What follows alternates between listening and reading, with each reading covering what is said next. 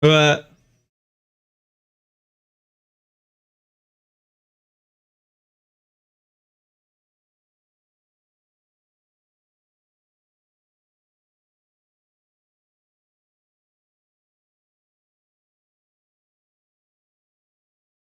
surprising, man. The plot thickens, dude. Probably doesn't help that. The angle this guy is setting things up at as well, you know what I mean? Like, it's like, oh, I'm just a writer, you know? I got taken advantage of by this big billion-dollar company, you know what I mean? It's, yeah.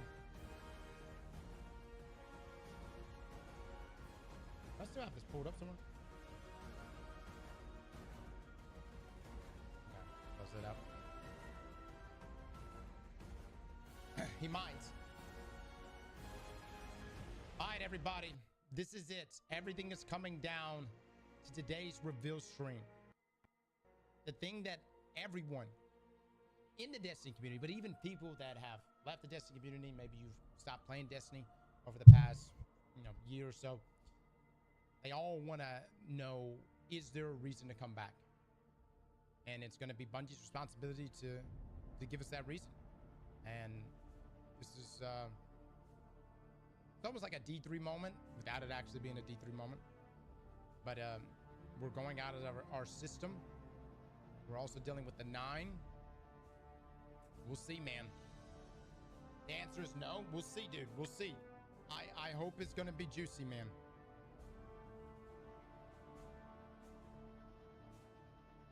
Arc Raiders has got me hooked. Hold on. And look, that's the thing, man. It's like, with all the extraction shooters out there, Marathon is an uphill battle. Okay? Will we play Marathon? Probably. Arc Raiders cooked. Arc Raiders was really good.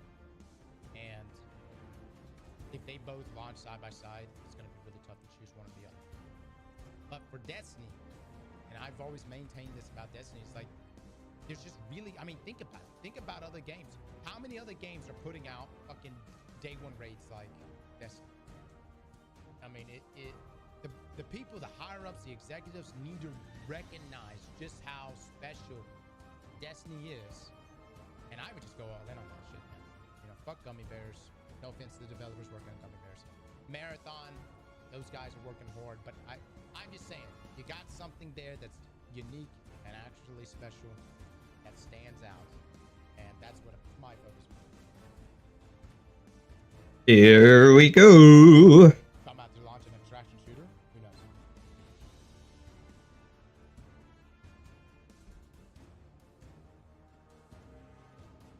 Red subclass equals crosses account deletion. Dude, there's not going to be no red subclass.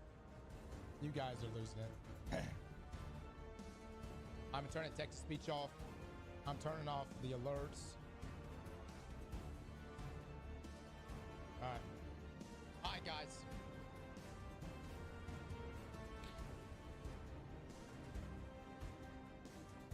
Let's see, baby. Should be now. Should start now. No, there won't be. Y'all can put an eggplant bet on it. Do you think we're gonna see a red subclass today? And it's not real, guys. Here we go. Here we go.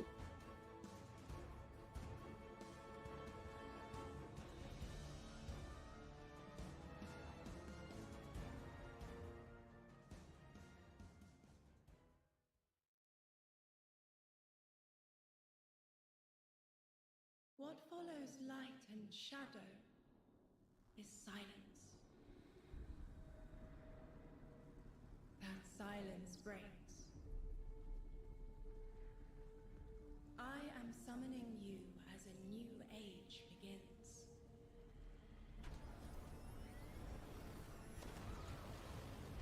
I see sapient life turn to each other. They remember. They changed the emissary's voice actor? She sounds weird. That's not the emissary. They remember curiosity. They remember how to thrive. Saturn, Neptune. But they have forgotten.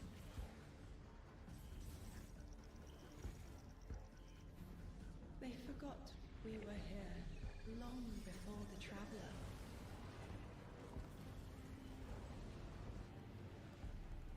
They forgot that they need us.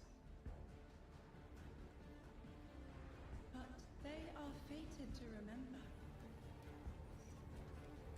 I will remind them. I'm sure you will. But not through me. Find someone else.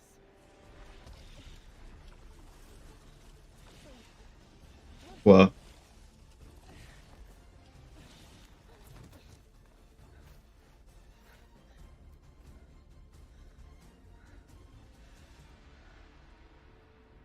My will is my own.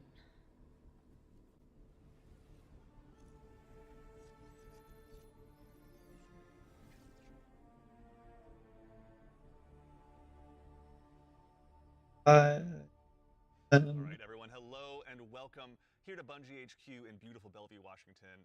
We have got an amazing stream lined up for you to tell you a little bit about the Edge of Fate and the future of Destiny 2 as well. My name's Andy. I work on the social media team here, but no need to worry. As always, I am joined by some of my amazing colleagues here at Bungie to share some of the finer details of the stuff that we're going to be getting into today. So how about we go ahead and get into it so we can show you what we got. Starting first with this gentleman on my right and to your left is someone that you've probably seen if you've tuned into our stream. Yo, these are the big boys right here. Mr. Robbie Stevens, And girls. here at Bungie. How you doing? I'm doing great, Andy. It's always a pleasure to spend a day with you. Yeah, it's been a nice time, honestly, hasn't it? Yeah, Well, always. to that end as well, for anyone that doesn't get to hang out as much as we do, can you tell everyone at home a little bit about yourself and what you do here? Yeah, sure. So I'm one of the creative and game directors for the game. So that means like I'm a vision holder and I work across the entire Destiny team with people like Allison and Dylan on the couch. Assistant. To chart a new course for I feel Destiny. like this would. And a new future. I feel like Tyson should have been here. Incredibly excited to be sharing with everyone today of what we've been up to. Yeah, can't wait. We've got a big show ahead, so thank you for being here. Yeah, of course. And of course, as we move, pardon me, right on down the line, someone who again has also had the good opportunity to join us on these streams as well, and is now firing some finger guns like a pro. Destiny's narrative director, the one and only Allison Lures. Allison, Hello. how's it going? It's going so good. I'm here on a couch and I Been get to doing talk pretty about good. Destiny with you. So Not it's a a bad good day. Yeah, honestly, I'll take that. You getting the final anytime. shave, that's for anyone sure. Who also hasn't had a chance to yell on couches about Destiny with us, or hasn't joined us in the past. Yeah. Do you mind telling us a little bit about yourself? Sure. So my name is Allison. I'm the narrative director for Destiny 2, and so that means it's the job of me and my team to make you laugh and make you cry and make you go, "Whoa! I totally forgot about this thing from 8 years ago. How did they remember?" It's because we're good at our jobs. It's true. So there you go. Yeah. As someone who gets to sit in on the writers' rooms, I can now doubly confirm that. So thank we you for love having being you here. there. So much Yeah. fun. No, seriously, thank you so much.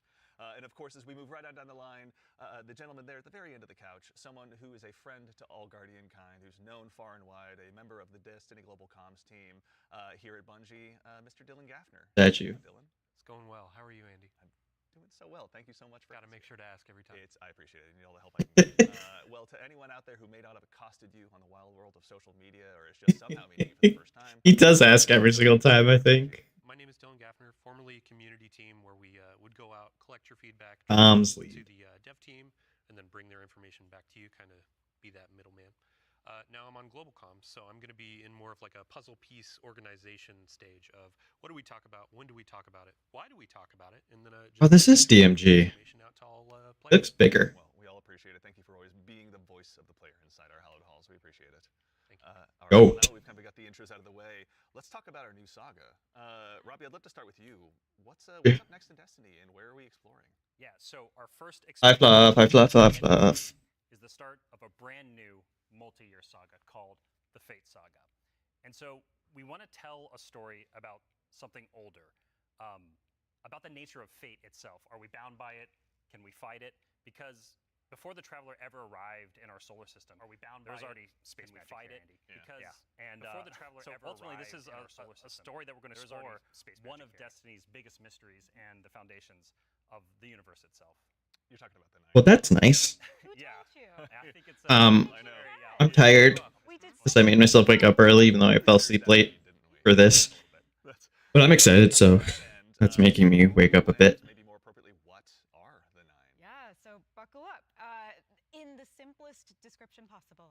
The Nine are extraordinarily powerful beings that Nova. have been in the solar system for way longer than the Traveler.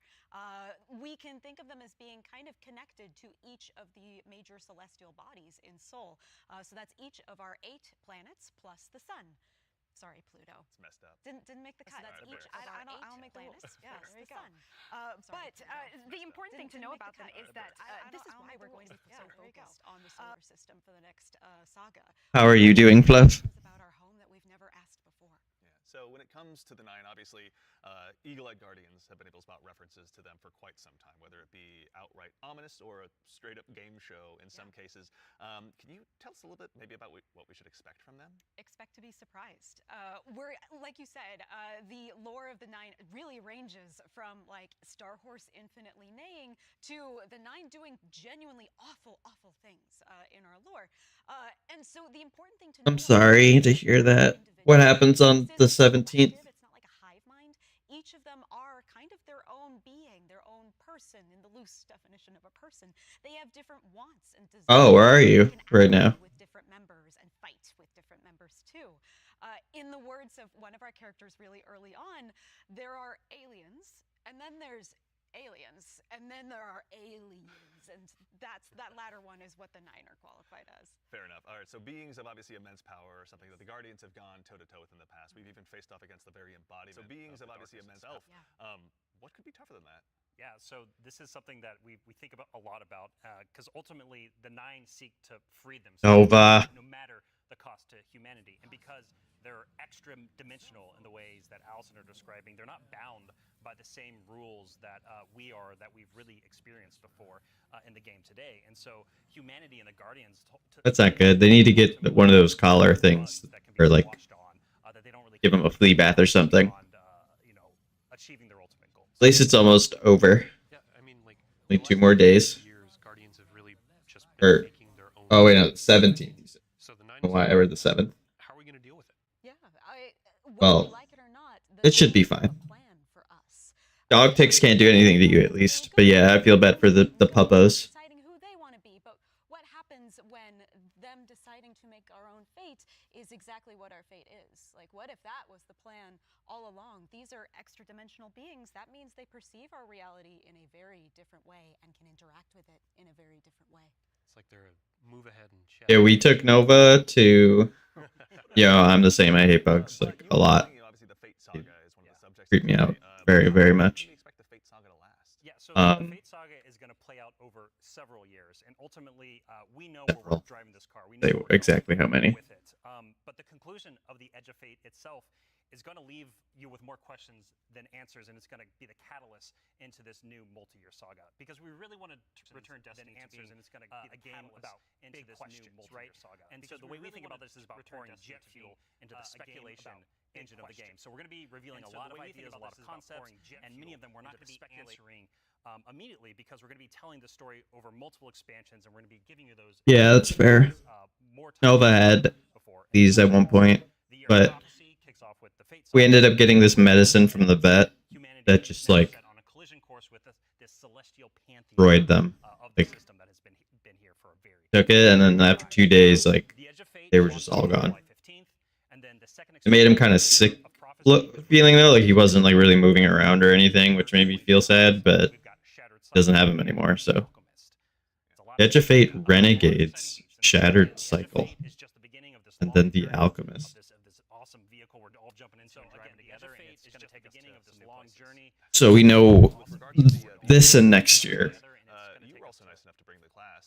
So I guess they're planning on doing the double expansion for 2.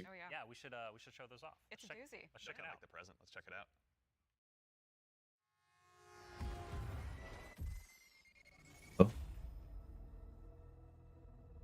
Observe, connect, conceal.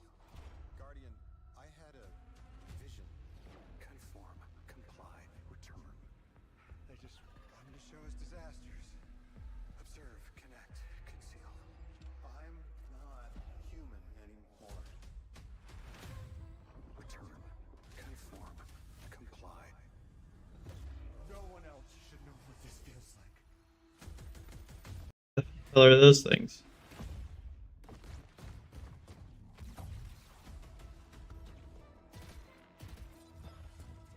The hell are we? Is this a new area? What? What? What was that? An exotic? Oh, there it is. No Land Beyond. There it is.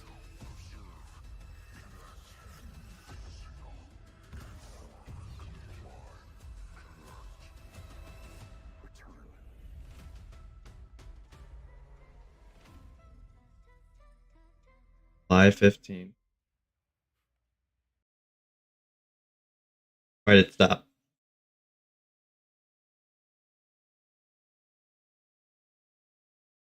Why did it stop? Stop. Okay, Jesus. Emote. The one and only Dave Samuel, art director here at Bungie. Dave, how's it going, man? It's going great.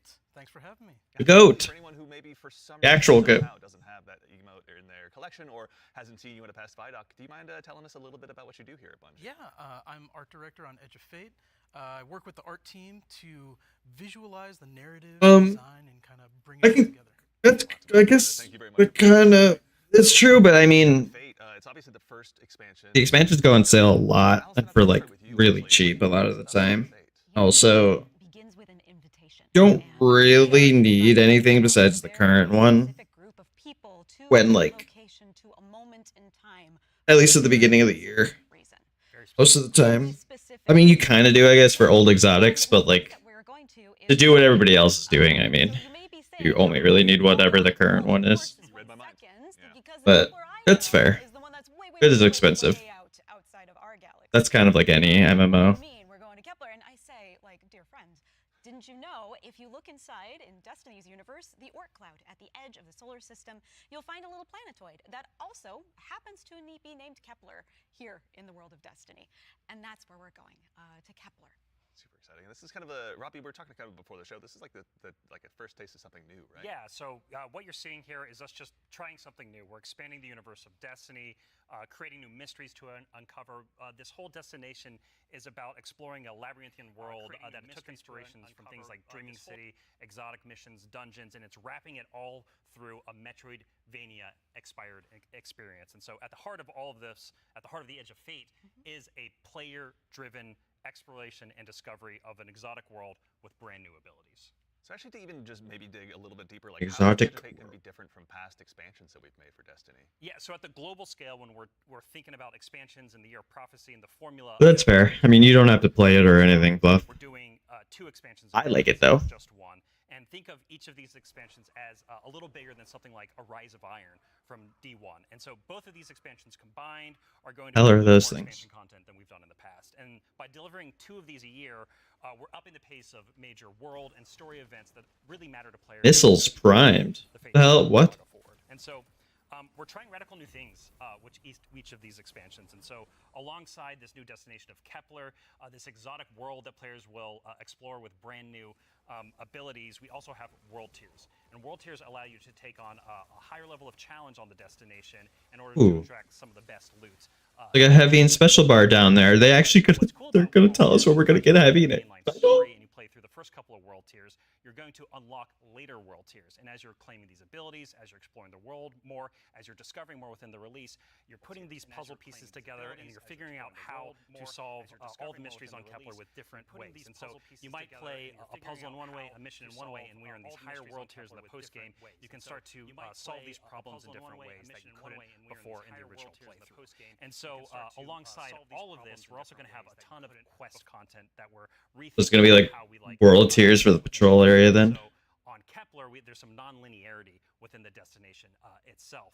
And so with a lot of our side quest content that is related to the critical path, but you don't have to play it. It's there for you to explore. It's driven by your discovery of the world. You're out in the field, you discover something, and you pick it up, and that's going to help you explore the characters in the world of Kepler more and go deeper on that story. And so, yeah, again, this is all about us just looking at the formulas that we've Land built Beyond. over the last 10 years. And some of them are really strong, but The hell was that? Experimentation and some radical changes. And so that's what you're seeing here with the first taste of the Edge of Fate. Very cool. Yeah.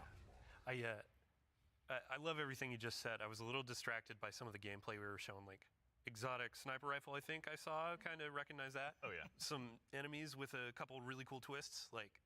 Okay. Yeah. But then also there was a guardian that turned into like a lightning ball. Yeah. Yeah. So there's multiple new abilities that your players are going to be able to discover on Kepler. That's going to make them navigate and It's look at not the world like in subclass different abilities. ways. But the one you're talking about, Dylan, is we see it as our premier ability, the crown jewel to release, and that's called Matter Spark. And Dave has joined us, and he's helps us take the vision of the narrative and the design and the art and smush it together in amazing experiences. And so I think Dave should. Bluff, where'd you go? Yeah, please. Yeah. So there's this new source of energy on Kepler, this strange dark matter. So the Guardian binds itself to the dark matter using the arc powers within. You can think of the dark matter as like a medium, and the arc is this catalyst that will allow you to completely change form. Transforming into Matter Spark lets you squeeze into tight areas, race around areas, jump. We are literally Metroid Ball. And it Let's also go. allows you to turn into this basically electric rolling ball of death, jolting and shocking enemies that come across your path. So obviously, one big part movement, one big part combat, but I mean, even just in addition to that, to look a little bit, wider, like how did the Matter Spark Ball kind of influence the world that we're going to be inhabiting? Yeah, the team really had to rethink what it means to build a destination with these abilities in mind. Oh, okay, Bluff. A simple hill becomes a ramp to get to a new space. A crack in the wall, it basically will reveal a whole new area to explore. It's also a new way to engage with enemies. Instead of taking a bunch of enemies head on, you can find a Matter Spark pad, transform, turn into this electric ball of death, and then just start racing around the arena, dash over their heads, and flank from behind, and then really give the House of Exile on Kepler a bad day. As well we should. It's a good day for us as well. So what are some of the other Kepler abilities that we'll be able to unlock while we're out there as well? Yeah, so each of these Kepler abilities are a mix of dark matter and our Guardian's powers. So we have the Relocator Cannon, which is this new fallen dark matter tech mixed with void. This is going to allow you to bypass laser walls, use these cascading relay networks, and just basically teleport around the world. Another ability that we have is Mattermorph. This is dark matter mixed with strand, allows you to manipulate the environment. You'll be able to basically push and morph and move geometry to create bridges, open up doorways, and then also reveal secrets and new opportunities. Yeah, so what's really important about what Dave is describing, and when we were thinking about building this world, it was all about hey, here's this new tool to navigate and see the world in a different way and solve little puzzles and mysteries throughout the missions, the free roam, and the quest content, and beyond. But also what was really important to us is that we lean into Destiny's first-class ability gameplay. And so with Matter Spark, like Dave is mentioning, you're jumping, you're dashing into enemies to destroy them, you're doing giant explosions with them. With the Relocator Cannon, you're just blowing everything up with void explosions and graviton lance style little secret projectiles. And then what's really fun about Mattermorph is you can just be throwing these strange shurikens basically to just delete an encounter before you then start to morph the environment around you and move to the next area. And so it's just really exciting I'm incredibly excited about watching players just solve puzzles and fight encounters in ways that we don't even expect yet, and see how they take on the destination. And just I really want to emphasize, you're going to be upgrading these, and when you get into especially the post-game experience, it's going to there's something unlocks with Matter Spark that really changes the way that you can play through the entire destination. Yeah. So when we're talking about dark matter, yes, we have darkness abilities like Strand and Stasis already. How is dark matter different? Yeah, so dark matter and darkness are two completely separate things. They're completely different things. But dark matter does exist in our world. In the world of Destiny, we know it as being tightly connected to the Nine. It's what the Nine are actually made out of. In our world, dark matter is invisible. You can't really see it. And it wouldn't be very fun to make a destination where there's an invisible thing that you can't actually see. So lucky for us, Just a drip of ship over there. a bioluminescent microbe that allows us to see all of this substance that's impacted this world so much. It allows us to see how it's it's impacted the plant life, how it's impacted the behavior of the peoples that we're going to encounter. And we can see how it has been able to bring these things that are kind of unstuck in time into this current location.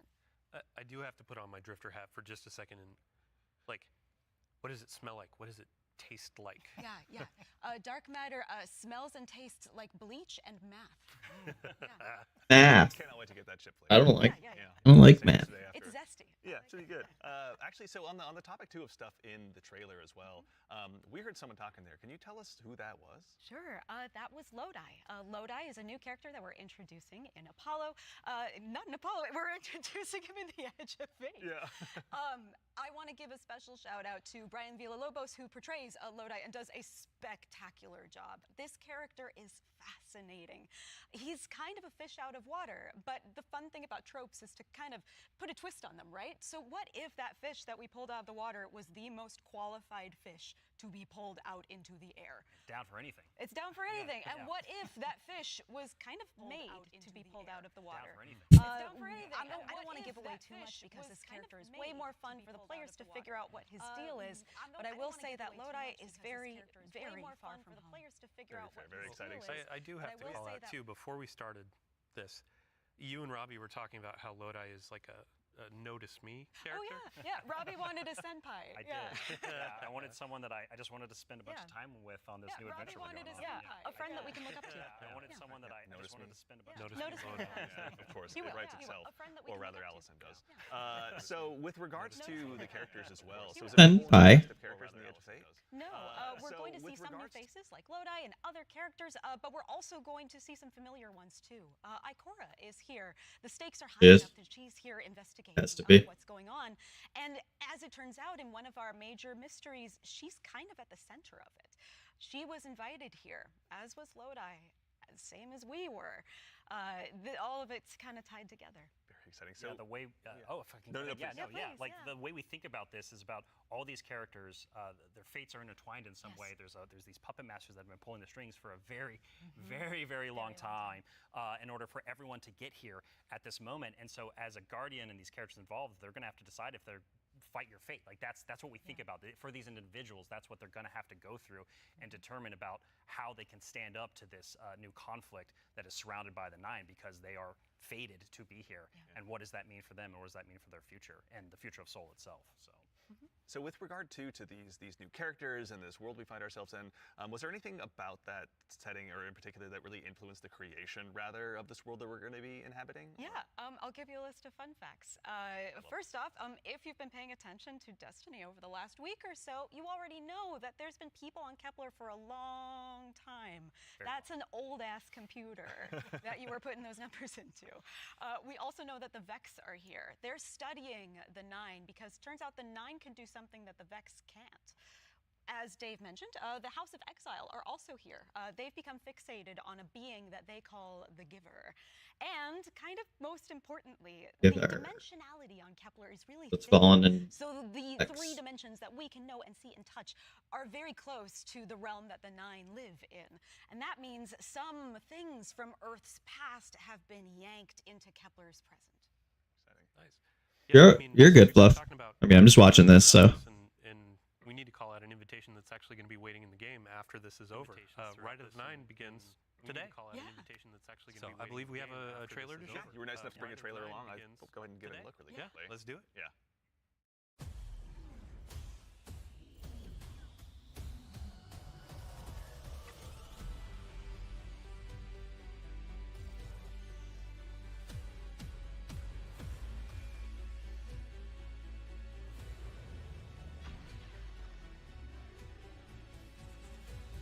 Match made play, really.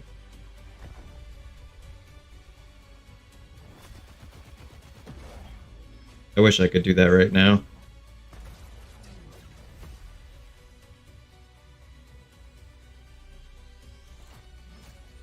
So nice.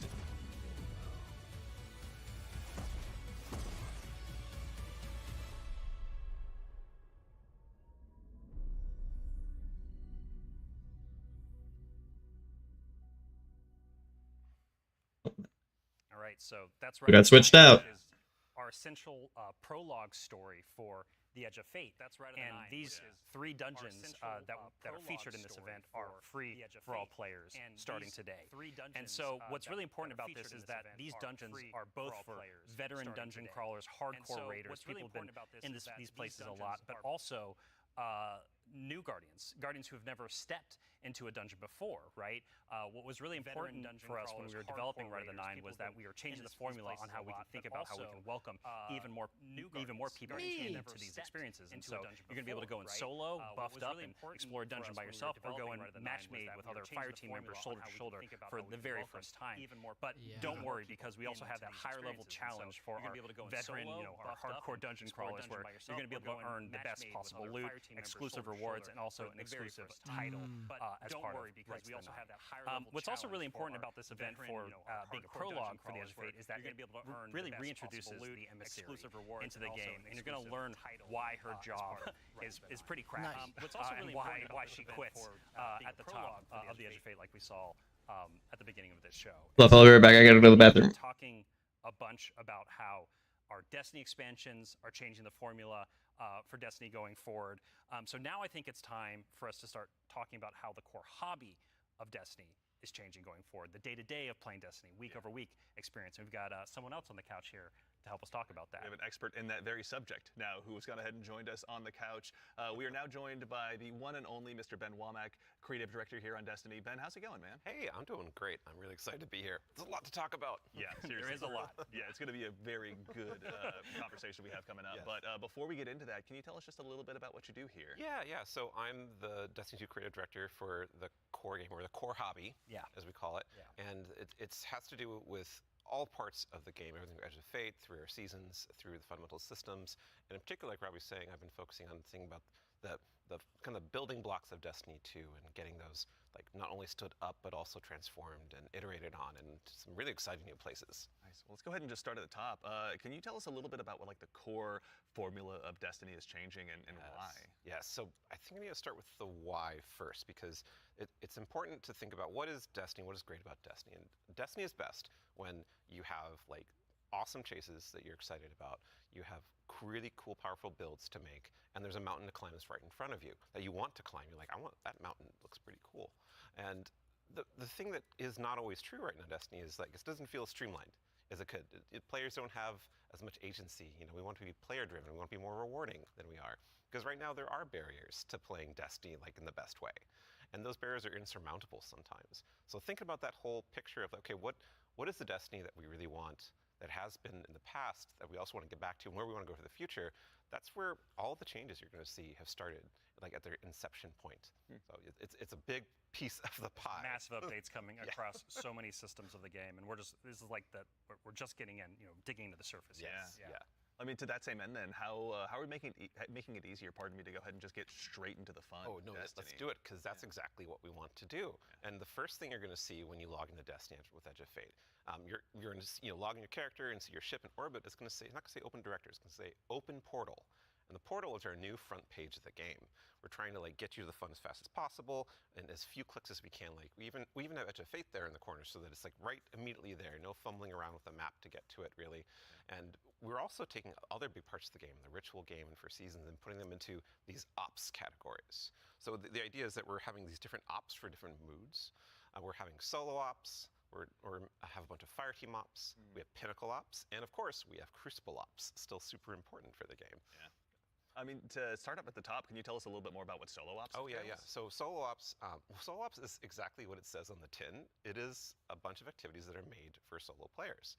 And the conception point of that was we want to make activities for players who have a smaller amount of time that they want to play in, and they don't necessarily want to have dependencies on other players, but they still want to get in there and play for 10 to 15 minutes and get some real progress. Yeah, get some loot. Yeah, get some loot. Yeah. Get some loot and get your character forward and feel like, I played some Destiny and that was great.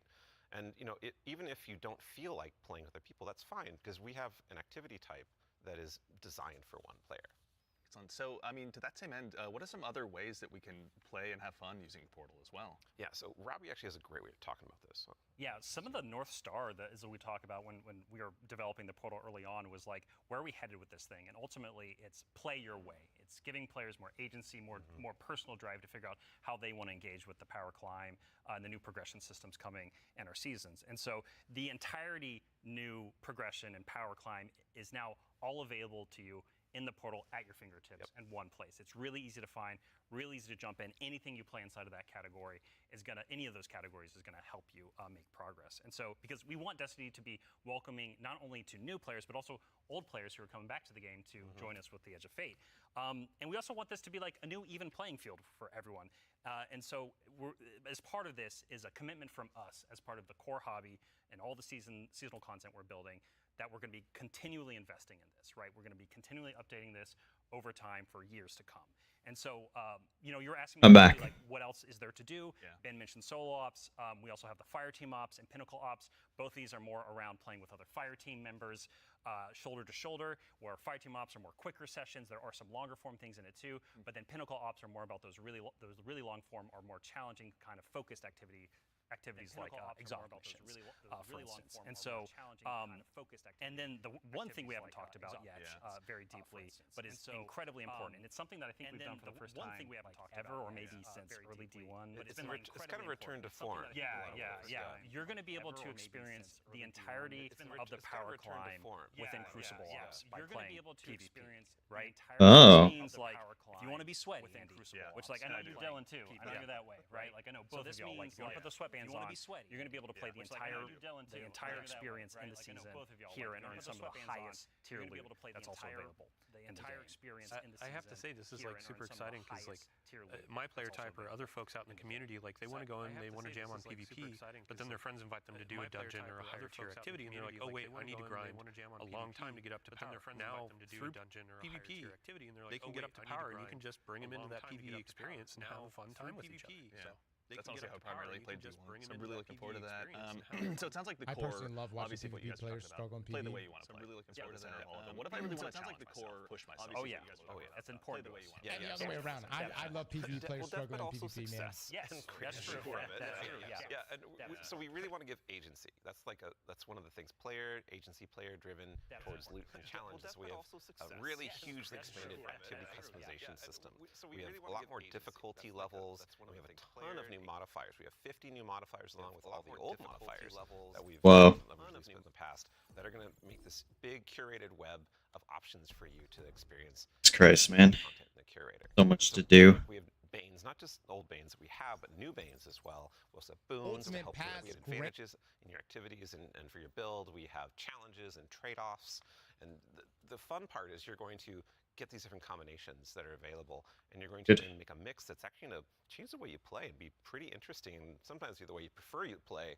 Like there's a new boon called Grappler that I personally love. It's kind of my preferred way to play, where they give you 3 grapple grenades replacing your current grenade. You can't do the melee, but they recharge super fast. So any build you want, you could now Spider-Man around any map. It's actually super fun. It's so fun. Yeah, I mean, like what's at the heart of what Ben is talking about is what we kind of call the virtuous cycle, right? Where you're going to be crafting your build, tinkering with the activity, looking at like how you can earn a higher reward by taking on a higher challenge, and as you earn better loot, you're looking towards that next mountain to climb just ahead of you all the time. And so this is really about how far you want to push yourself upwards within the portal itself. But also, we also are thinking about the people, and that's the depth, right? That's the depth of the challenge that we're talking about. That's also, but we're also thinking about the people who don't have as much time to play with like solo ops, and also if you're scared of modifiers or you're scared of customizing this activity, or you just don't feel like doing it. Yeah, no, that's a great way to describe it. Thank you. We have a bunch of quick play options, right, Ben? Yeah, quick play options, and we actually have matchmaking and fire team ops,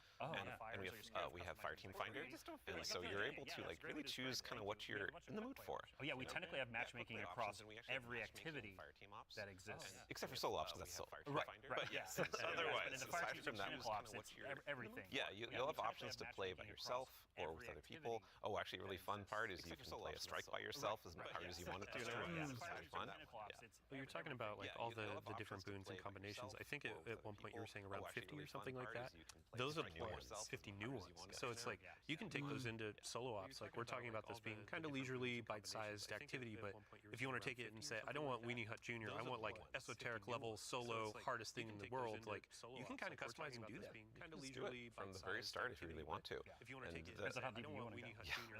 Yeah, and the point is that you're going to like stretch that far, and we want the reward to feel like customize and do that. Yeah. Just do it. Yeah, you want to feel like as you're pushing yourself, you are. Yeah, solo strikes is big. All the dads are gonna be like happy about that. Rewards. Rewards. There are a lot of rewards, aren't there? It's funny you mentioned it. Yeah, you know, we've got Banes, boons, modifiers, but let's talk about gear for a little bit here. What's changing about Banes, boons, modifiers? Yeah, so like talk about chases, rewards, builds, like gears at the center, all of that. And we actually have two giant gear chains. I'm gonna like put in two little buckets for us to talk about. The first one is Armor 3.0, and the next one is gear tiers. And so like talking about Armor 3.0 first. We are probably making the biggest change ever since Shadowkeep. Boy. Yeah, so like we're adding Health. bonuses, which is a long requested Blast. for all the new armor that you're going to be able Grenade. to at Edge of Fate launch, and we're Super. stats on armor. Melee. It can now like exceed 100, go beyond 100 for extra bonuses. Yeah, we're going to every single piece of new legendary armor that drops is going. Yeah, the seem to increase kinetic damage to combatant shields over positions.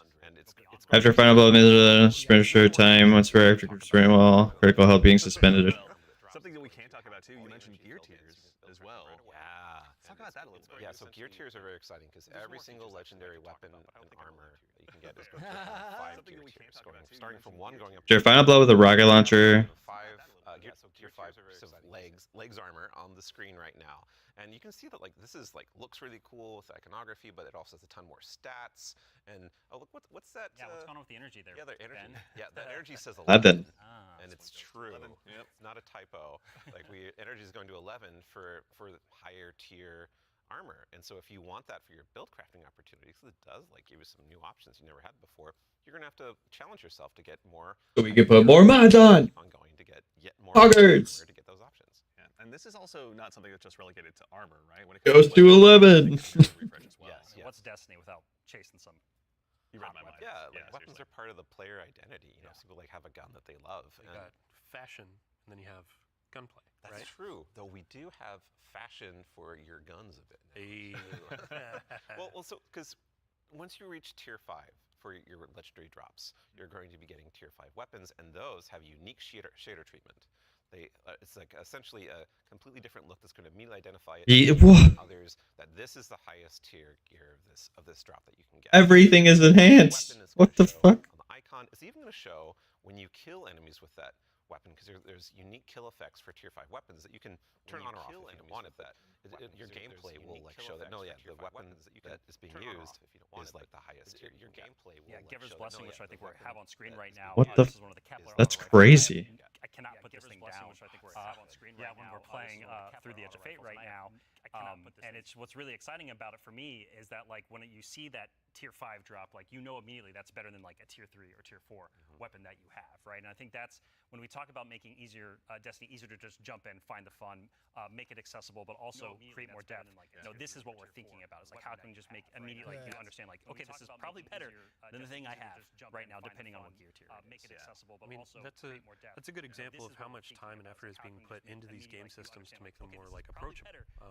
Change can be scary. There's a lot of change that's about to come to the game. We're Armor 3.0, we have so many new boons, we have a bunch of new stuff, and after 10 years of Destiny, this is going to flip some stuff on its head. So I mean, we're going to have a bunch of blog content, we're going to have interviews with Robbie, with Ben, with more folks across the team that have been working on this, and then we'll also be elevating our creator community when they're creating guides, all that kind of stuff. It's going to be a fun time, but ultimately, a big shout out and thank you to all the folks that have been coming into our studio, getting feedback early on some of these systems so they can be more approachable, and we're looking looking forward to all the feedback that's going to be coming after launch too. Like this is again one of our first steps into something, and then the community, and we are going to build something amazing. And I can't stress enough how much feedback we've gotten from the community summits we've been running over the last year for the Edge of Fate, and just people reaching out to the community teams and others to us. Like your feedback is invaluable. So like seriously, like thank you so much. We're making this game together. Yeah, it's incredibly important part of the process. Like I don't think we would be able to make what we do without it. Yeah, it's incredibly important. Obviously, a core part. Dylan, huge thanks to you and your team, obviously, for helping to lead that charge. And in advance for the big blogs you get to write, and then also your social media team. Go ahead and get out the door, so go ahead and give us a follow. I think then you were saying you wanted to try to break the record for longest twid. I'm more predicting we are. Yeah. So we'll try. It's the state of things. It's going to be a multi-month journey as we head towards longest. Yeah, be a good time. But you know, we've been talking a lot about the core Destiny hobby. How does that extend into like how players are going to experience like a full year of Destiny? Yeah, so we've been focusing on improving and changing the formula of Destiny in multiple ways. And so progressing through the Fate Saga is going to be more meaningful with 2 expansions a year. We've been talking about how focusing our seasons on the core hobby of Destiny and that commitment to continually updating it. And Ash and Iron, Shadow and Order, Renegades. And so ultimately that means there's 4 big beats happening in a year, 2 expansions, 2 free major updates between those expansions. So what that means we're not doing is paid seasonal content anymore. We're not doing separate seasonal storylines. And this also means we're not building a bunch of activity content that basically just goes away and is less meaningful to the game after 3 months. So we're instead focusing all of that effort that used to go there instead into building up the core hobby of the game. The core hobby stays fresh. Seasons don't cost money anymore. It's literally just the expansion. That's actually so nice. That's so nice.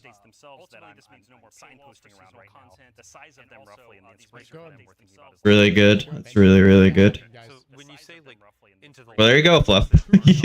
Less money.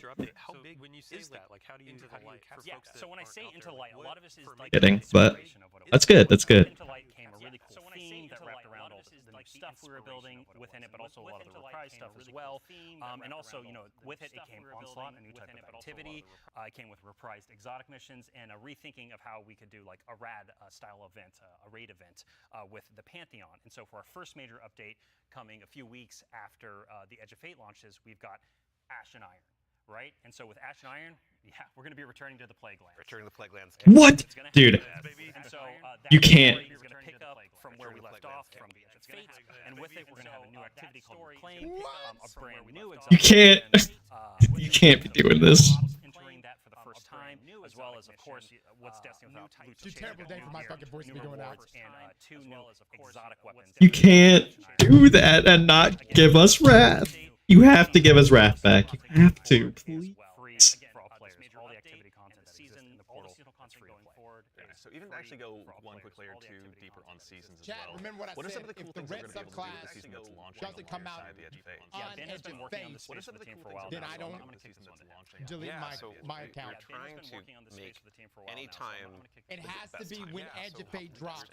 And one of the ways we want to do that is we want to invest in events that are like accelerating the game and enhancing every part of the game, but also bringing new cool stuff. And actually, we've been working on this so long, we actually have some new cool stuff coming pull up the before clip. the Edge of Fate. A special little treat. We've been working on this so long. So this Friday, you can play a little event, maybe you've heard of it, called Heavy Metal. Oh yeah. Okay. This Friday, PvP a little event, super fun. I would kind of wish I was playing it right now. I'm not gonna lie. And the thing that people at home don't know is we have a new reward. That's a unique thing in Destiny. If you invest in this event, if you go and play it. It is a free-to-play event. So this reward is free-to-play. It is a new combat vehicle that goes in your Sparrow slot. Combat Sparrow, it is called the Griffin. And this is a really cool combat-ready vehicle you can take anywhere you can summon a Sparrow. You can summon it and use it to fight. What? Data It's Foundry. a really good time. There's some really cool. There's some really cool build crafting things with this vehicle that I don't want to spoil right now. But build discover. Some really cool build crafting things with Heavy Sparrow. Well, I mean, we've been saying like, what was it? Skimmer is crafting for Flash, this, and bro. the Griffin is Well, I mean, Splash. we've been saying Murder there we go. and The dad joke quota has and the met. Griffin is we got to get one in. That's right. There we go. But the dad joke quota, like you got more for us, don't you? We Oh gotta yeah, get yeah. one So in. that, you know, like I just said, there's more events. Yeah. I think there's one that's going to happen right after the launch of Edge of Fate. It's called Arms Week, and it's a 1 week long event, and you're going to be focusing on one weapon archetype in Arms Week whenever it comes around. And this one is going to be Arms a new, Week. Wow. a new legendary weapon. Robot Arms Day. It's going to have some volatile mods that are there for the week that are going to be super interesting and fun to play with, and some focusing you can do. But, you know, there is a problem when you say this event is going to be about weapons and about using them. Yeah, Like a Destiny 1, yeah. Test all that out. Right, and Yeah, so I mean, I've been doing that in EDZ this whole time. I don't know sure. if it's you. Test all Poor that out. drags. Right. Yeah, So, yeah. but I mean, there is a new way now. We have a new feature, a long requested feature that's being added to the game. There is a new way. It is the shooting range. The shooting range is being added to Oh. Sherman addition to the game. The shooting range we're not taking away, and you can go there and you can What? check out everything in your kit, everything about your build. You can go there with all sorts of simulations, enemies and situations, and it's all real damage numbers. It's like It's even got a scoreboard. Oh my god. And your fire team. yeah, your whole rate. Oh. Down into the shooting range. I never have to go back to the Templar again. For some kind of We're boss fucking at this done. range or with a Say, yeah, who can do See most of the exactly damage. Wow. Well, you're finally gonna know. So we have a It rally shows flag. DPS It's and not damage. just a shooting range. Like you can go beyond the firing line and use your abilities too. It's not just. Oh my god, dude. It's real. It's so long. Transcendence and try that out. And you know, well, I think the reason why we're not seeing that right now is because it's a Titan. Yeah, it's a good soldier. Yeah. Standing on that firing line. Yeah, staying on the firing line. All about building that line and standing. Yeah. There, that should fix it. You're gonna have to go ahead and have some upheavals to their Google Docs, I'm guessing. This will be a really good tool. Like as we're adding all of these different systems with gear tiering and all of that, you can go in and check those damage numbers. That should fix it, Fluff. How do stats change? How are these different gear bonuses going to affect my gameplay? You can see it in the tower now. And while we're talking about weapons, Oh yeah, you got well one more thing, right? Yeah, no, there's one more thing. I know Yeah. you're excited. So you know, there's more events. Of course, there's more events, and the holiday events are coming up. Where Solstice is right around the corner. It's as well. summertime, right? It's summertime. Summertime is solstice time in Destiny 2, and Solstice has some really cool twists and such that we're planning. But I'm not going to talk about that right now. Sorry. I want to show you all the new hollow foil treatment we have for Solstice weapons. So here we go. This is the hollow foil treatment for Solstice. Jesus, dude. 25. It is it's good. amazing every time I look at it. Yeah. It is an ocean.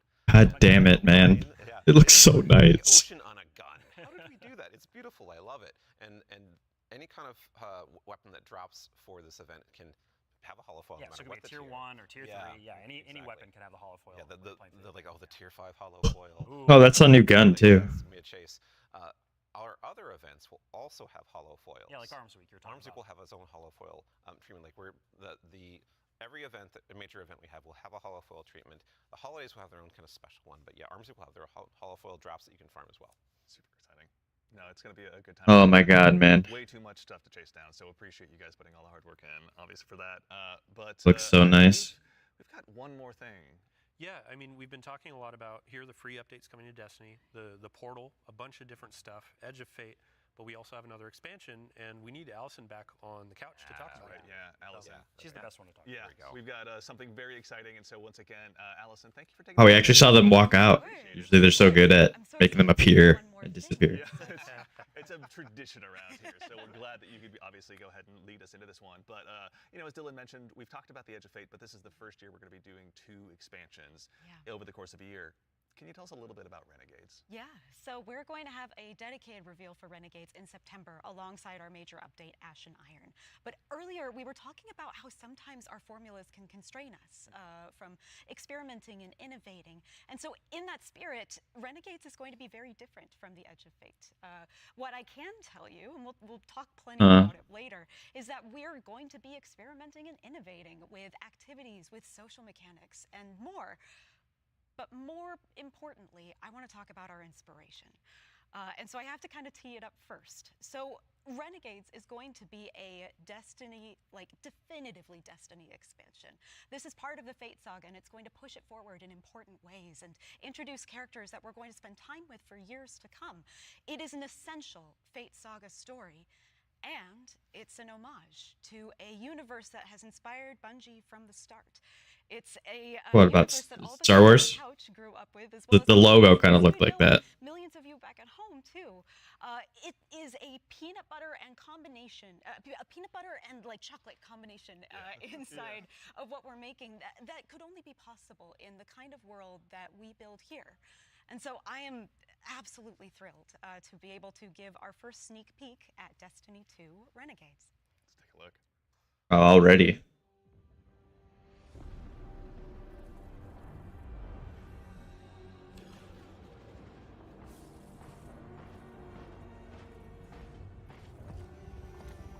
Drifter.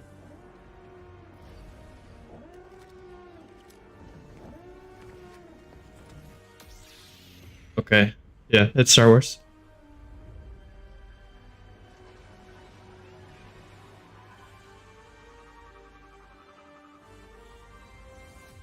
Cool. I mean, Star Wars is like whatever to me, but cool. I'm sure that'll excite many people. What did we just see? Yeah, so that's Renegades, which is coming out this December. And to really drive it home here, Renegades is a one-of-a-kind Destiny experience, right? And just like we on the Destiny team have taken inspiration from other genres like dark fantasy or cosmic horror, Renegades takes the space western vibe and aesthetic that is Star Wars, and it puts it through that Destiny lens.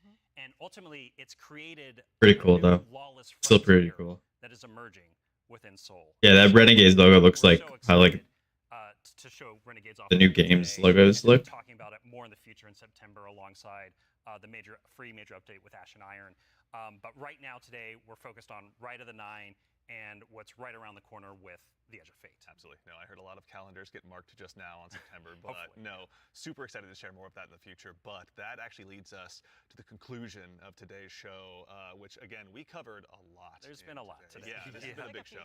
Yeah. Honestly. No, we went through a lot of it. So let's go ahead and quickly double check. We obviously went through, and the Year of Prophecy, pardon me, is going to go ahead and kick off on July 15th. And this kicks off a brand new multi-year Fate saga and our new focus on the core hobby of Destiny.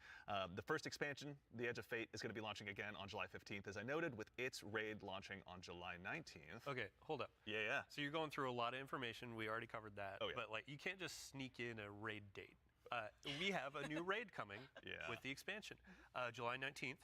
July 19th. We're going to have a bunch of blogs. We're going to have the rules, regulations, all that kind of stuff for our raid race. Of course. We invite everybody to come in, try to go for that world first title. And yeah, I mean, just stay tuned for more details. We're not going to spoil anything. It's a raid. But it's July 19th. Let me go look at that. Everybody mark your calendars. Saturday. It's a Saturday again. Oh. Social media channels, do us all a favor. All right. That's kind of nice. To that, again, as we noted, Ash and Iron, our first free major update, will be launching on September 9th. Renegades, very exciting, will be launching in December. And then keep an eye again on our social channels. We'll provide all the updates once they're available. But as far as today goes, the Edge of Fate and the entire Year of Prophecy pre-orders are available starting right now. Now, pre-ordering for starters, the Ultimate Edition will go ahead and unlock the New Land Beyond. New Land Beyond, that exotic sniper. Ooh, I exciting. can't wait, man. I can't wait, same, honestly.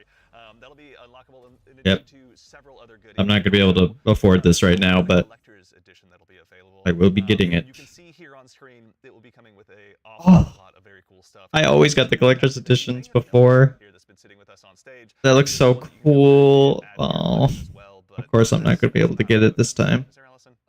We got the writing team got a little excited on this one. We put a lot of lore goodies into this collector's edition. So like that weird metal thing, that weird envelope, boy, weird. Wonder what's up with that. Just decorative You should points? probably read it. Yeah. Anyway, we're gonna do a dramatic reading as soon as Yeah, we should go downstairs immediately after. Really right after this. Count me in. And then again, God damn it. Today goes Rite of the Nine. This is the essential prologue to the Edge of Fate, and like all of our events moving forward, is going to be a free to all players. So make sure and go ahead and check that out when that arrives. And before the show wraps up, make sure and stick around for a little bit longer. We're going to be rating our good friend Sammy Cat as well. So go ahead and give her a follow. Tell her we said hello in chat. Pardon me. If you have any Twitch Prime subs or anything like that, go ahead and do us a favor. Drop it over there and check out her stream. She's going to be having a good time. But that concludes it for us here today. So for starters, huge thanks to my teammates here for joining me. Thank you, Andy. Thanks for having us. Absolutely. Yeah, Robbie, Allison, Dylan, of course. There we go. We got Ben. And, of course, Mr. Dave Samuel. Thank you all so much for being here today. And then, of course, to the crew that puts all this on. This This doesn't happen by accident. Thank you all so much for all of your hard work and dealing with me on these last couple of days. And of course, to everyone at home, to all of our guardians out there in the community, thank you. It's a tremendous privilege to get the opportunity to share what we've been working on early, and it matters only if you guys show up and join us. So we really appreciate it. We hope you enjoyed. And otherwise, in the meantime, until we see you again, take care of yourselves, take care of each other, and we'll see you all Starside.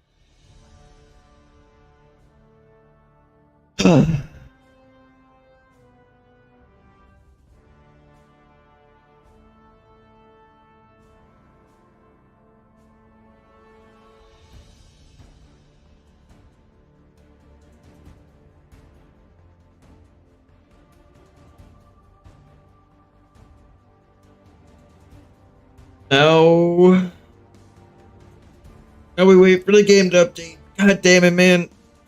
There's a lot of good things in there. I want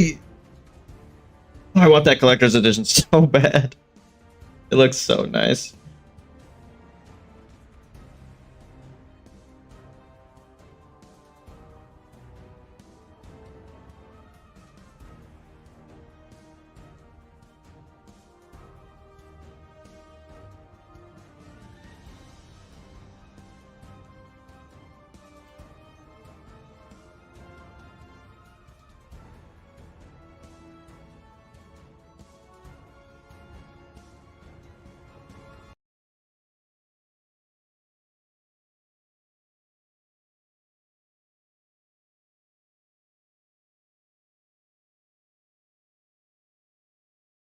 Well, all right then. That was cool. Can't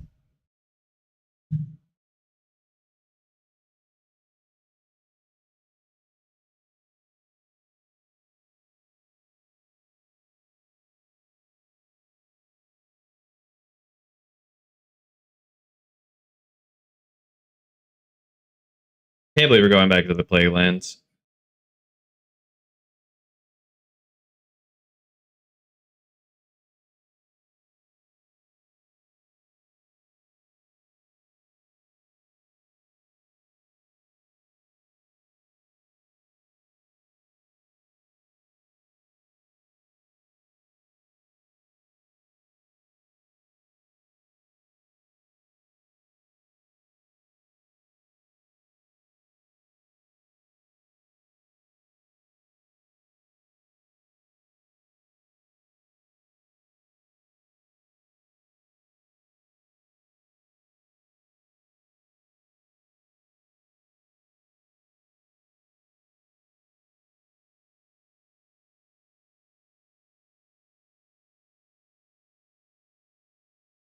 And I want the collector's edition. Fluff, I want it so bad. It's gonna cost like $300 though.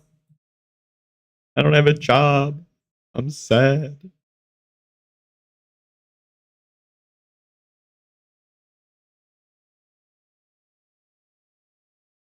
I've literally gotten every single one every single year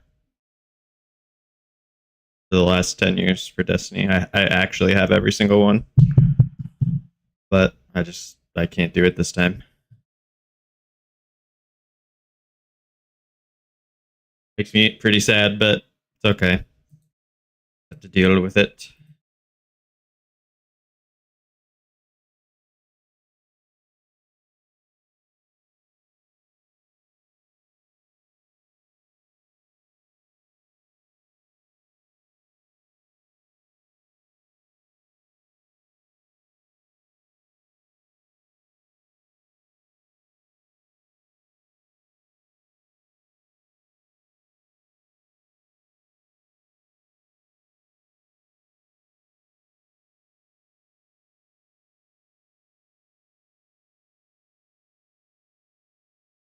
Oh man, that statue looks so cool. It's okay. I gotta get over it. It's all right. I told myself anyways after the final shape that I probably wasn't gonna do it anymore just because it cost too much.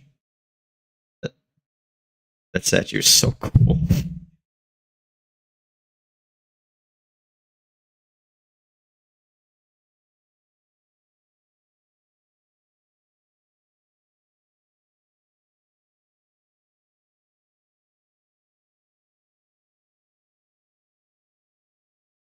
That is pretty cool though that they're not charging for the seasons anymore. It's like really nice because that was so annoying. Like having to just buy the expansion is so much better than having to buy the expansion and then be like, I want to play this season's content, so I have to buy specifically that one. But I also need to do something from the last one to have a good gun. This like, it's just one thing that you have to get. Good, very good.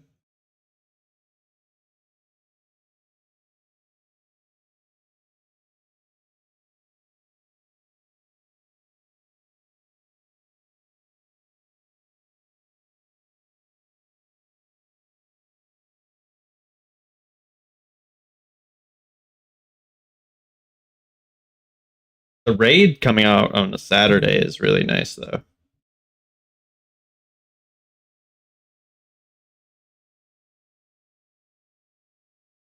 I can't believe we're going back to the Plague Lands, though. Like,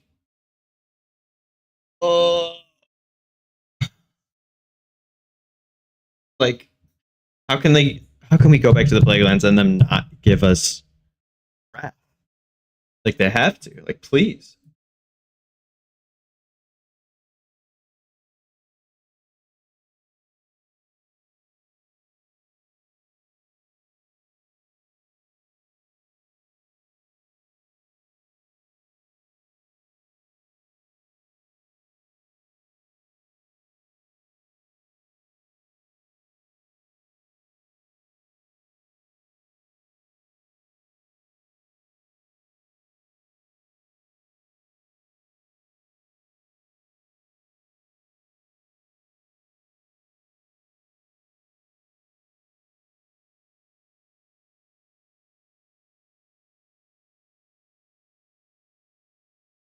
Okay, Fluff.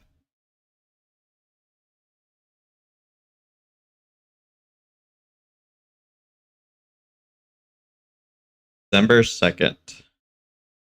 So you just have to buy the expansion. Kevlar, a portal, armor. You're gonna be getting to 11 energy is actually so nice. Just that one extra. I feel like I'm always one off.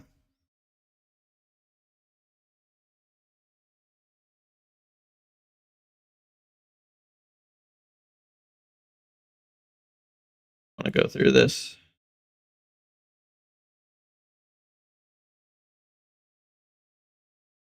Like, after a final blow with any rocket or grenade launcher, sprint for a short time to gain speed. Final blow. Once per activation of force converter, sprinting while at critical health, being suspended or being slowed by stasis effect will grant speed boost. Yeah, but like, you'll still be suspended, so will that do anything?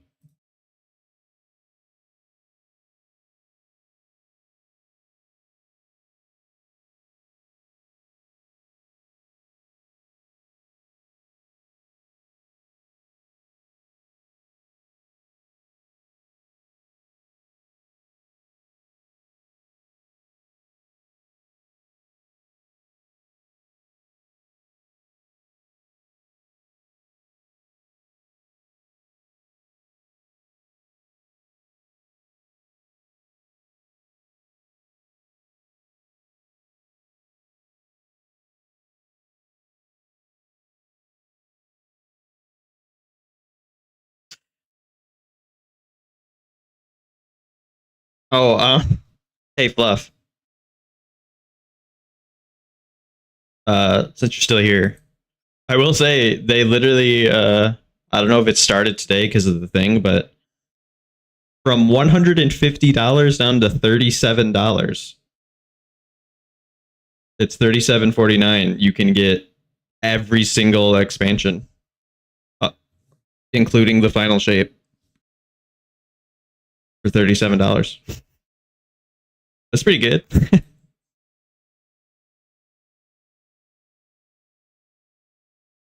I'd say that's pretty good.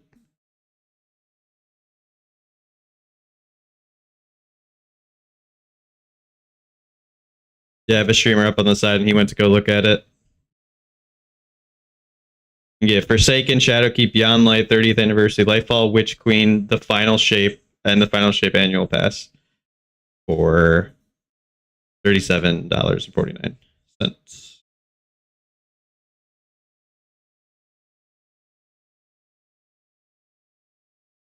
Pretty cool.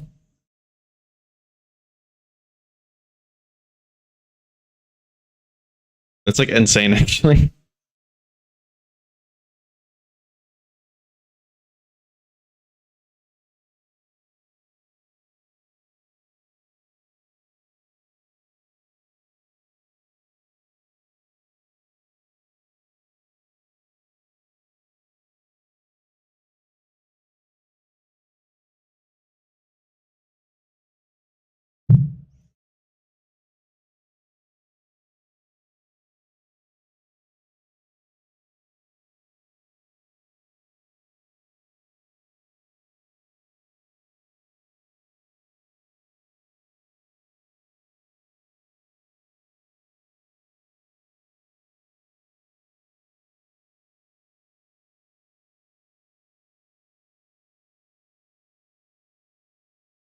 And these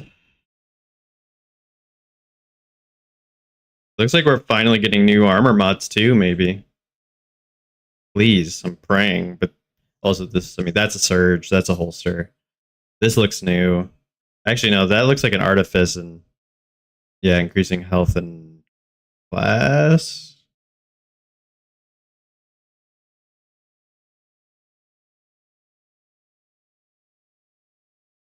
But actually, yeah, so that's a font. So it's not actually new. Never mind, unfortunately. I really hope we get new mods, man. It's been so long.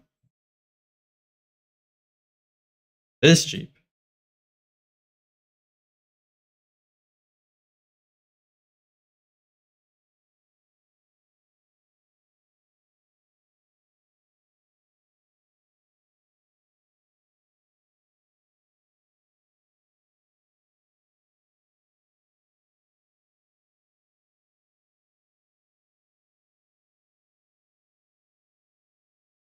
How much does it cost?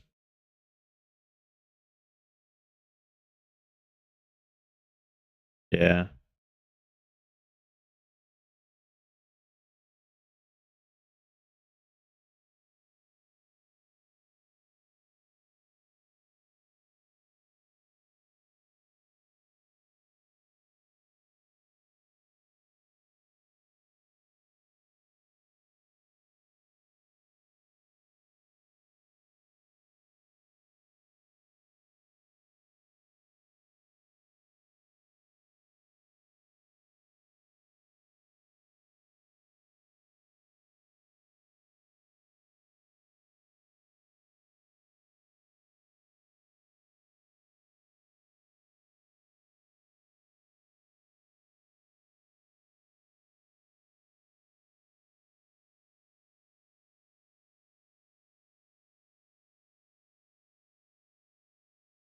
Three times reward passes. 3. We're getting, that's interesting.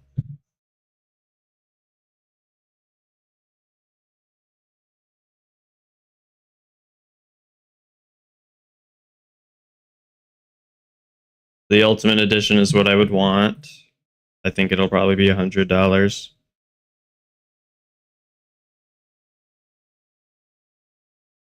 I gotta stream more. This armor set, these armors are cool. I mean, once again, I don't really care about Halo, but or I care a lot about Halo. I don't care about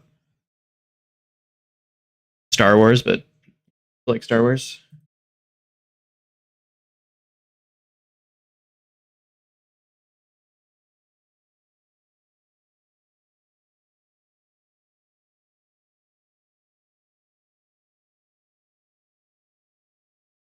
That's pretty cool. Man, the only way I can get sniper, right?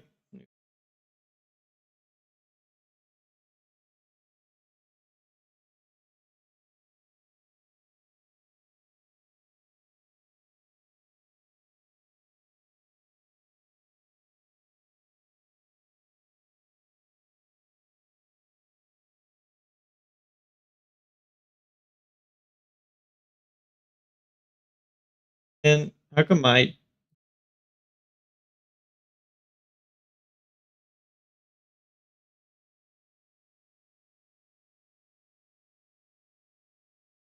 $100 for the ultimate.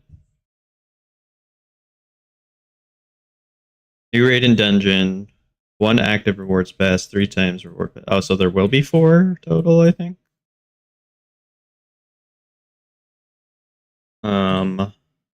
Exotic emo, whatever. Order the exotic. Ghost. Renegades, pre-order. Dash. Gonna be on ornament and catalyst. So do you get the catalyst immediately? Dark Side's Legend bundle. I wonder what that is. Year of Prophecy, Exotic Experiment.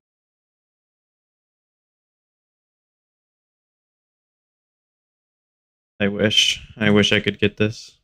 Statue looks so cool. It looks so cool.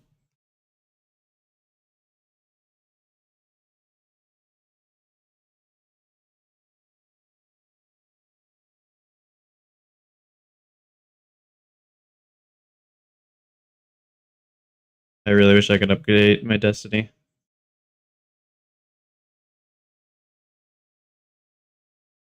There's already. I still don't have my update, and I'm crying about it.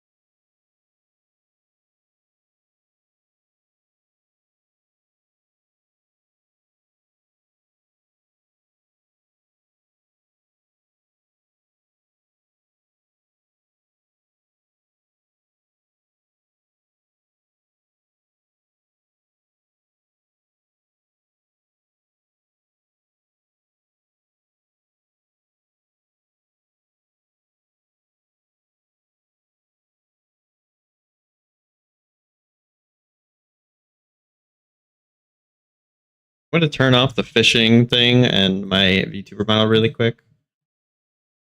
Maybe having them running is messing with me getting the update. Don't fish right now at all. Fluff. Oh, yeah, there it is. I turned them both off now. I have an update. Okay.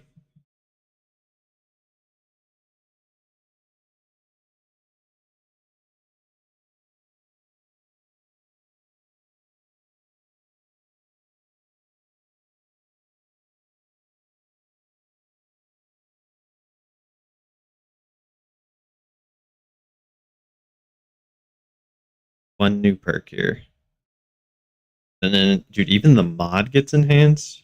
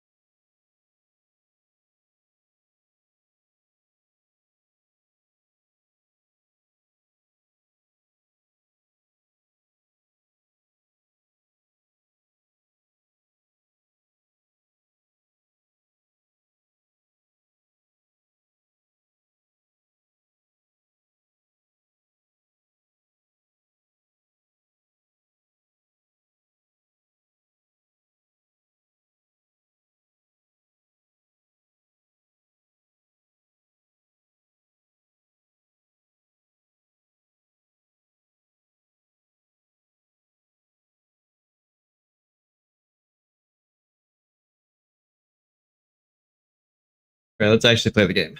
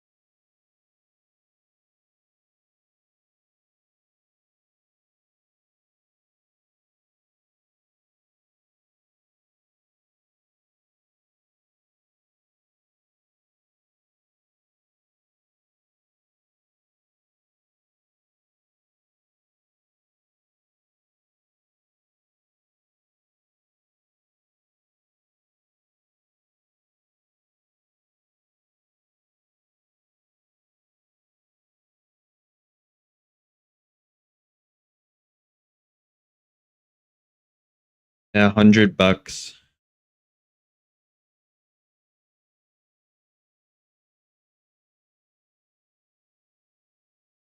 $100 I don't have right now.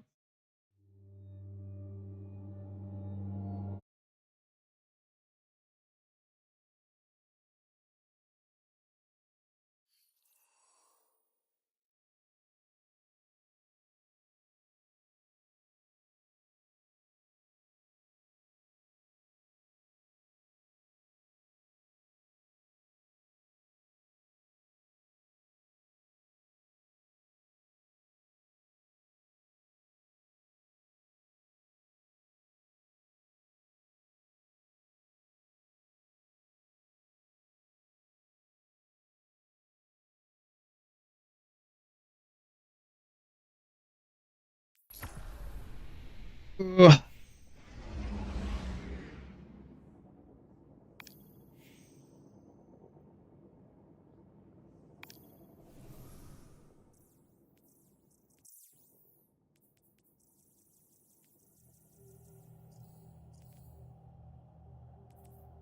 Oh man.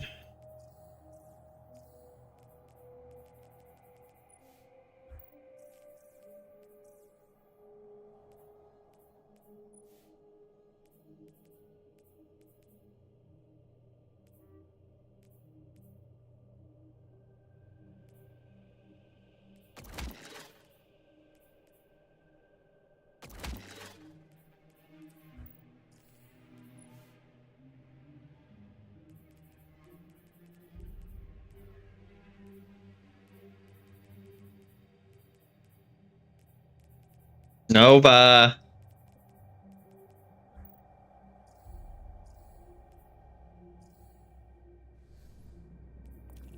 Well, I mean, no, but I normally feed him later.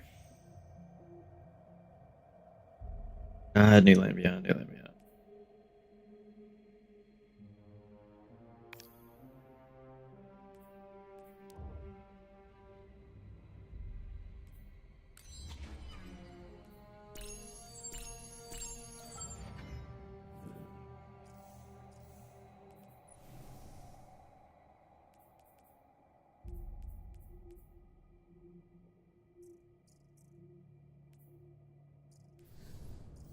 Dude, there's no way, like, how are they gonna give us the Plague Lands back and not give us Wrath?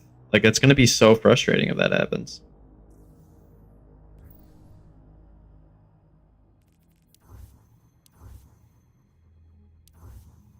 Yeah, that's fine. Maybe don't do, like, literally every single thing at once. Kind of, like, space it out, but that's fine.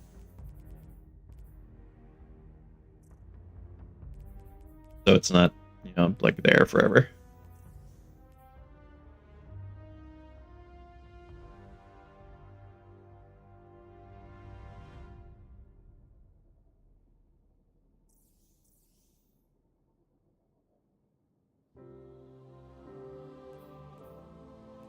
Oh yeah, I know. I said it's fine. Just don't. I'm saying, like, maybe don't just, I don't know, do it like literally all at once. Like, do it every now and then, like every like couple minutes.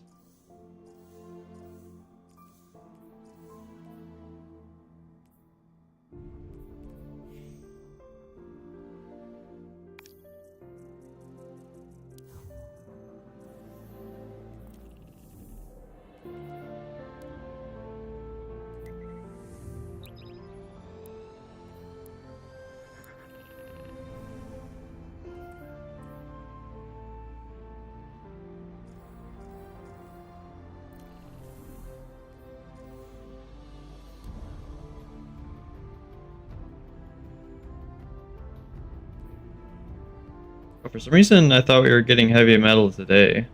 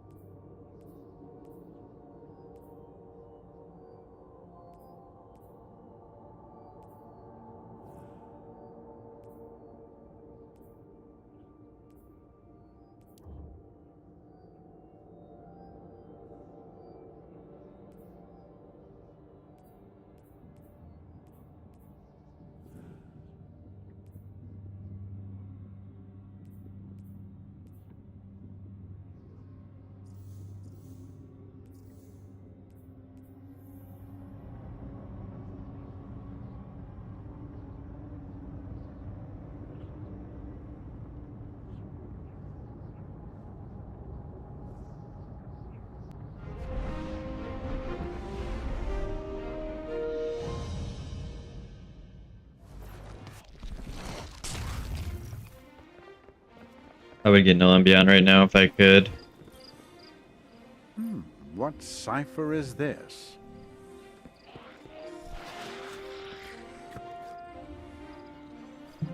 All these people are going to get their Null and Beyond. You know, look at all that stuff they're getting. I don't have. They have money and I don't.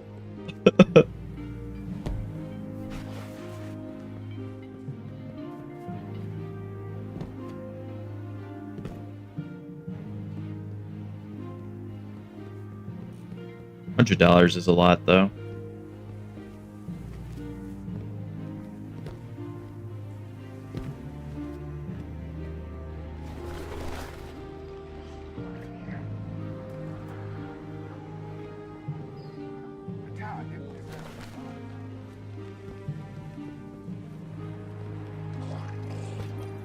Need something new?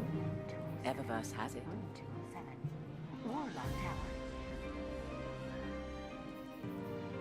Our inventory is stocked, so no rush. I actually don't know if I care about this.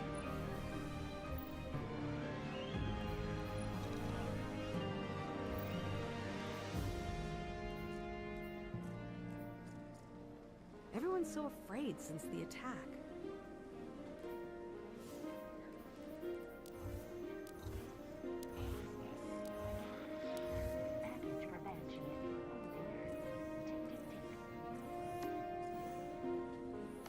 It's easy math, Guardian. You got the silver, Eververse has the goods. He's doing the... That's funny.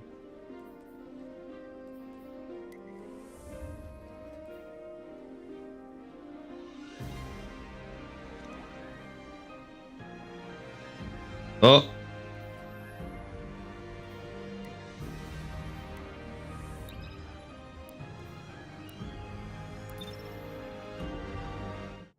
We can load in, we can load in.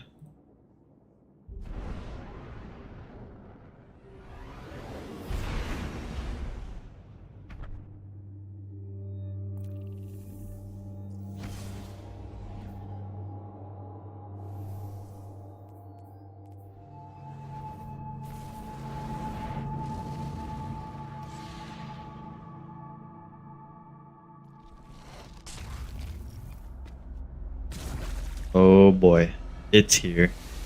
We're here. Oh.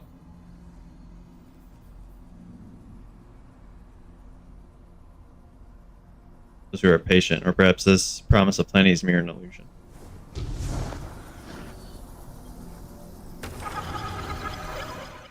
Whoa.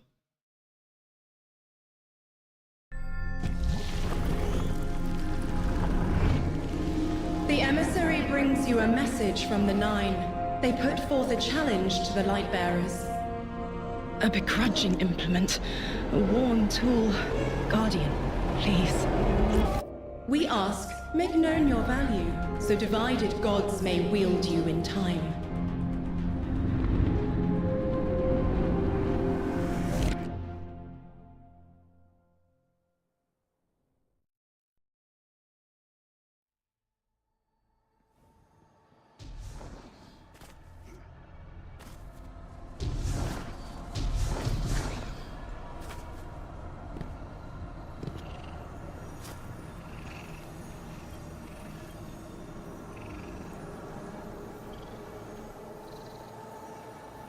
Like, this is just, they're just giving us this? I'll remember the Nine Main in good faith to the Guardians who participate in the RITE. Dynamic Sway. Rewind, Golden Tricorn. Chain of Command, that's weird. Chain of Command.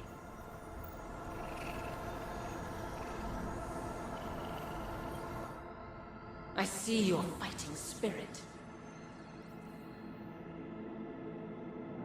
Convert all curios of the 9 earned from Season 26 seasonal challenges to the non-nonary manifolds, which can be used to redeem rewards. Nothing is Arc, perfect. fusion, linear, precision. Who watches? Foiled again. Earning the right of the 9 title. Wilder Flight and Long Arm. All of the Spire encounters.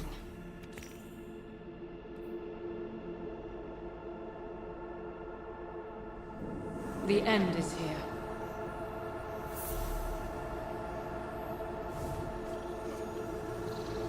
Kitty!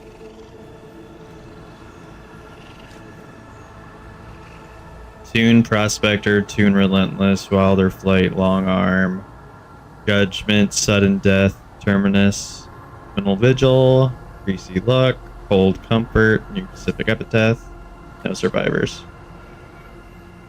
So it's Spire. But what would I want the most? I don't know.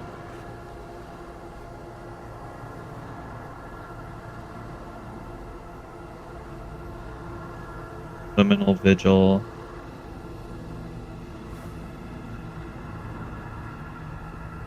Why are the weapons placed out like this? Why aren't they annoying?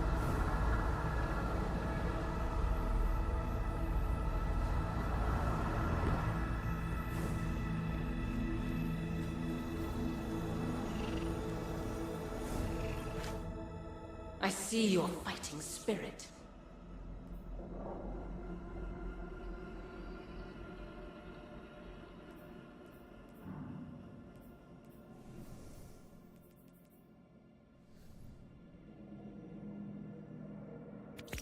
We have business more pressing than this.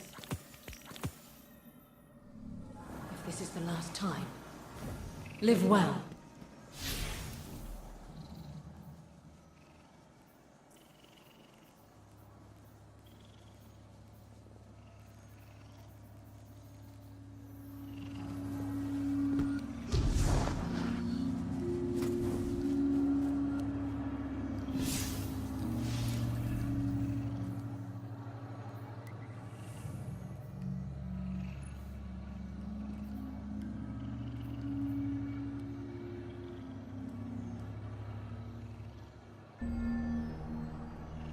Floor mode dungeon completion does not count towards legacy triumph progressions and rewards are reduced.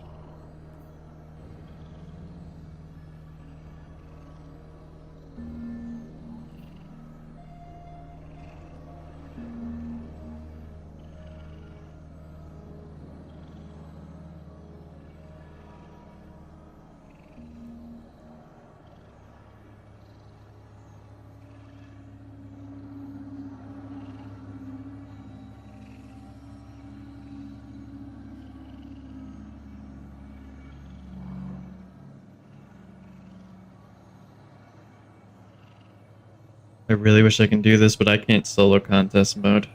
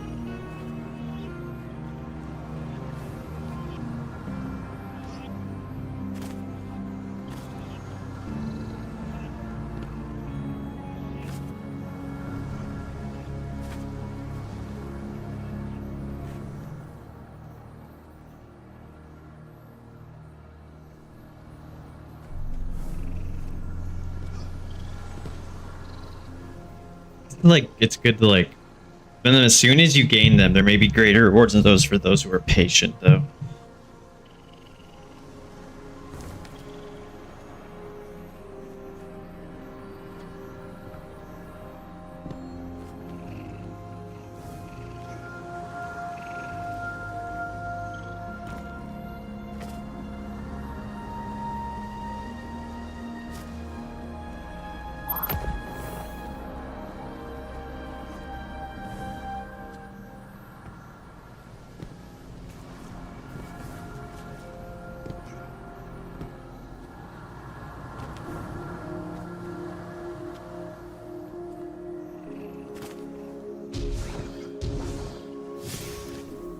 man.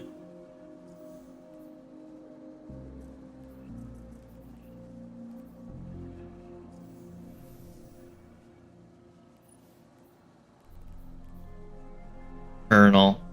That's a pretty cool title. Did all of the Into the Dungeon quests. Complete all 9 Elegant Arsenal quests. Find all 6 hidden collectibles, Inspire, Ghost, and Prophecy dungeons. Any mode.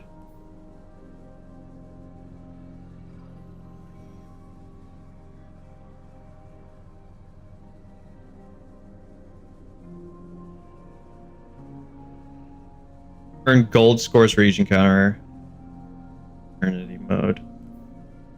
Earn gold scores for each encounter. Inspire on ultimatum mode.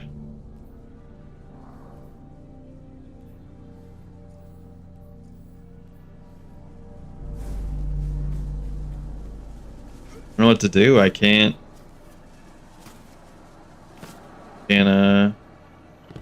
solo.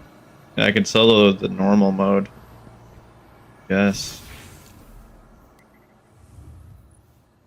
But I won't get any adepts for it, so it like feels like a waste of time.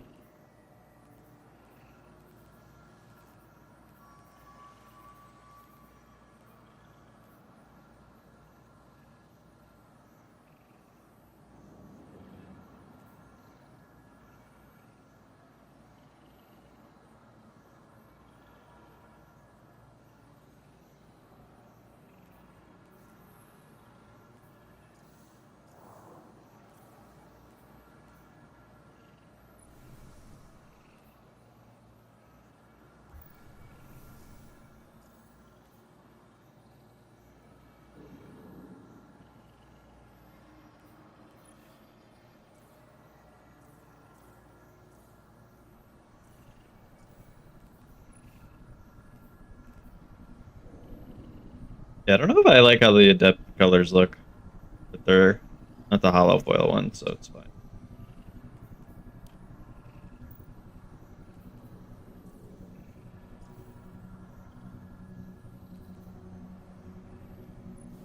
Did this always get paracausal affinity?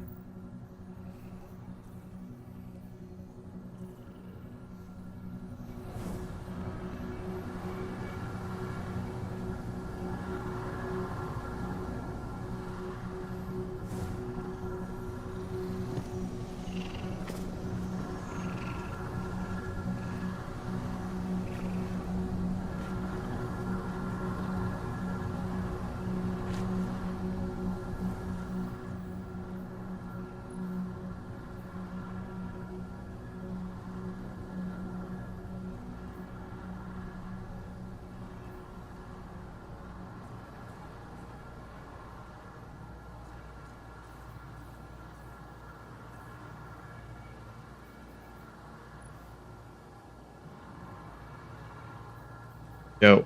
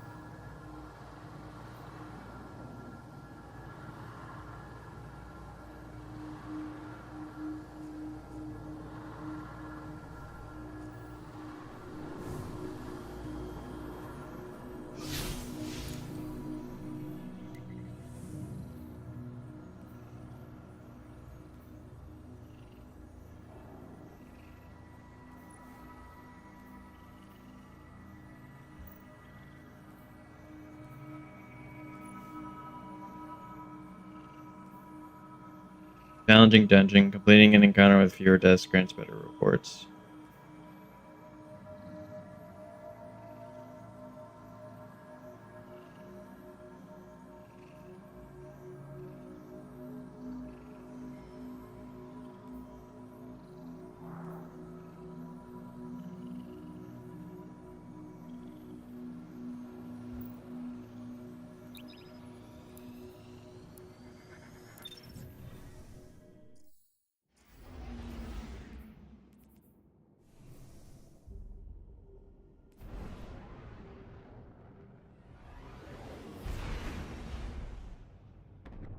An old acquaintance among the hidden tells me that a Seraph complex recently powered on for the first time since the collapse. Shortly thereafter, Vex incursions were reported. Anna flagged the site as a potential pillory bunker. If the Vex gain access to its systems, they'll use it to wrest Rasputin's submine data away from us. It would be catastrophic.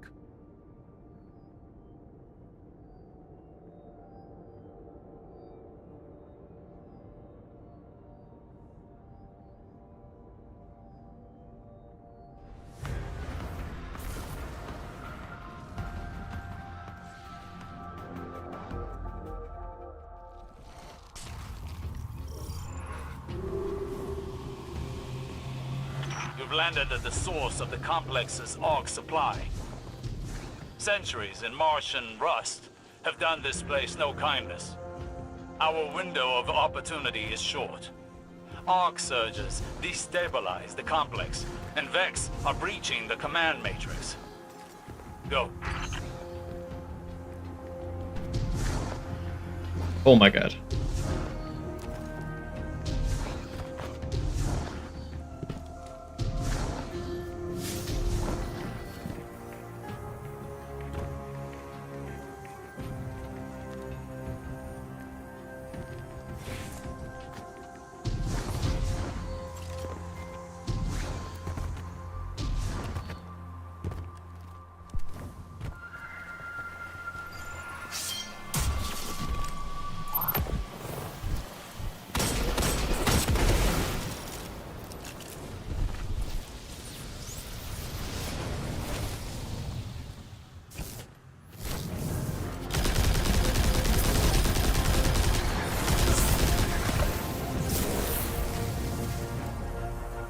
All right.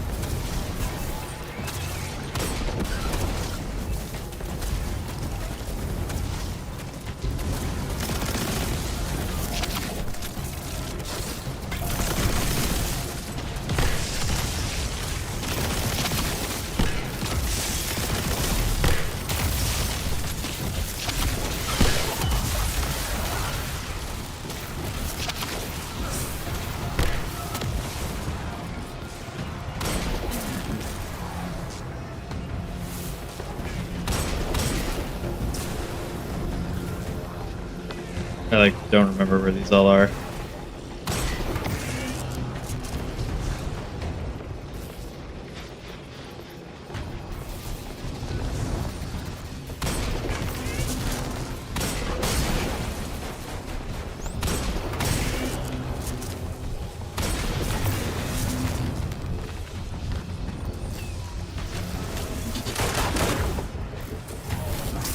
You gotta be.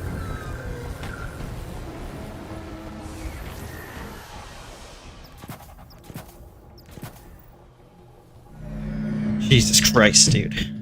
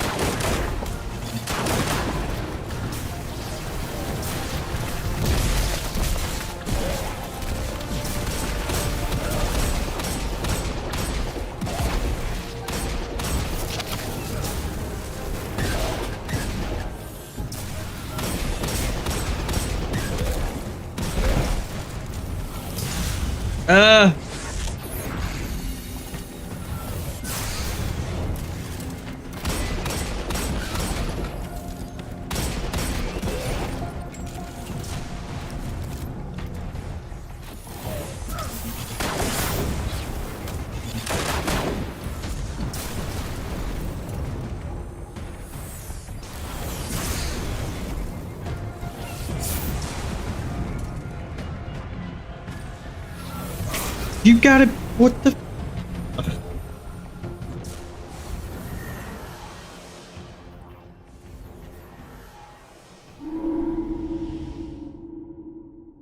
Guess I should just use my super. That.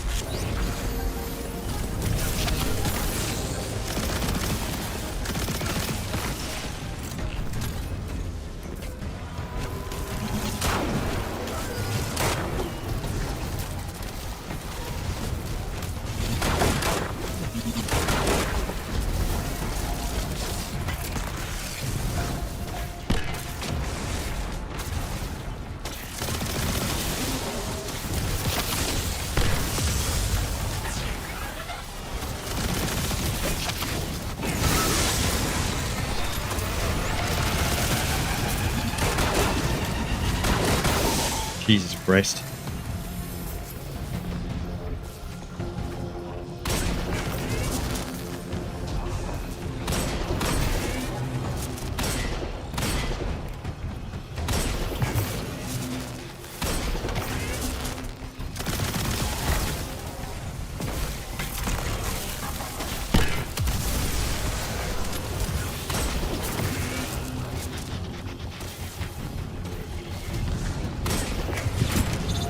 One.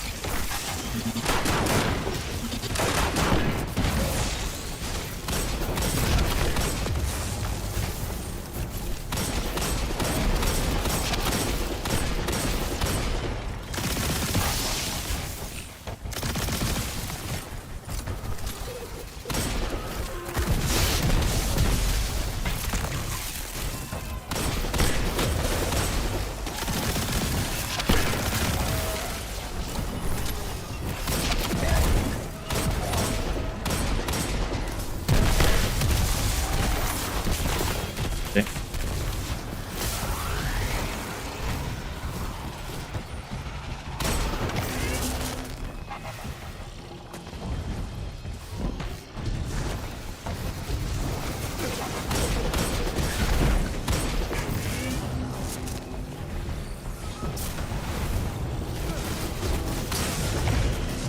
No! Ugh.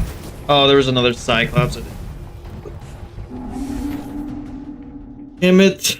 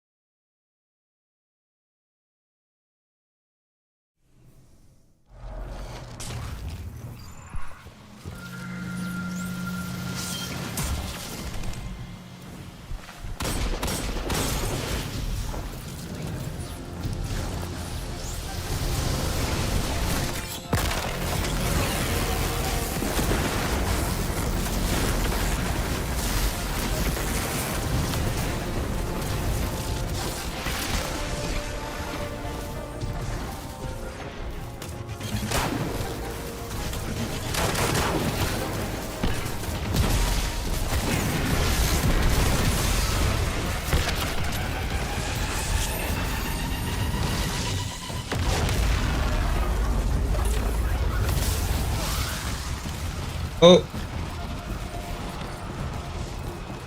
Shadow, thank you for following.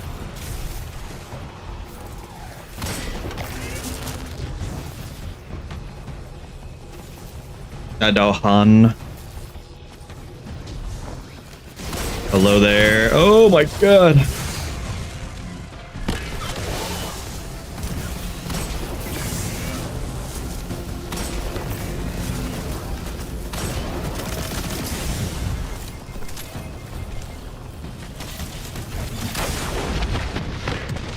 Jesus.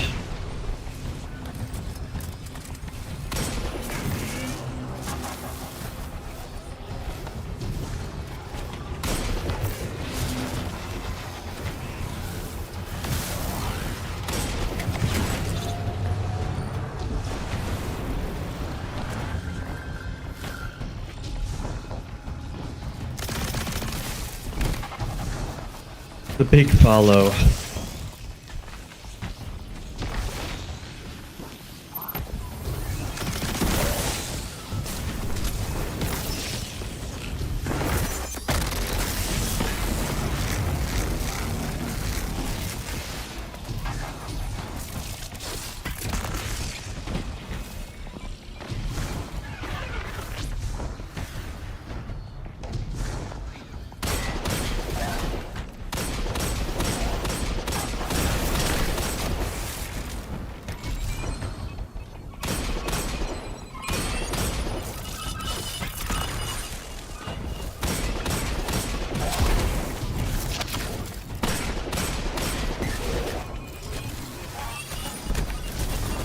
I did not mean to throw it like that.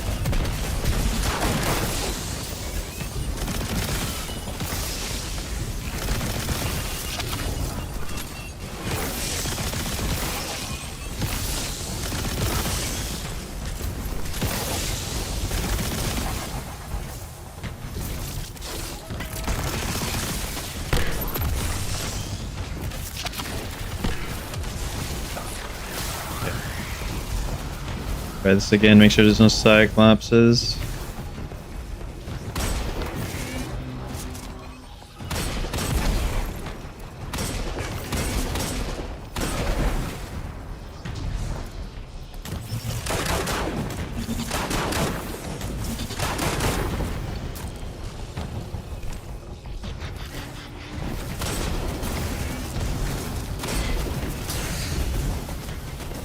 Oh.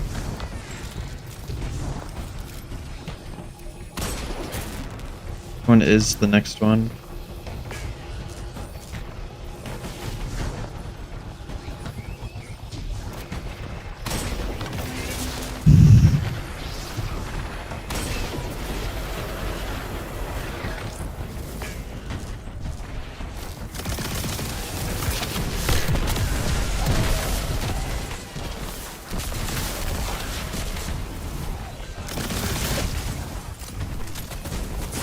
Oh!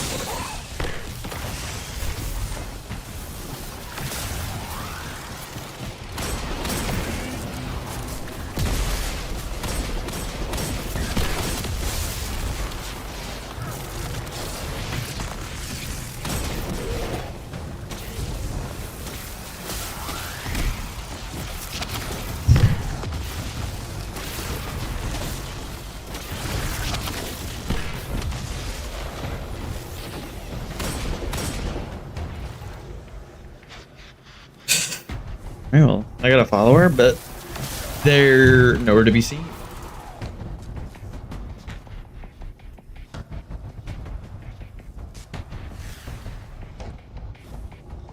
Okay.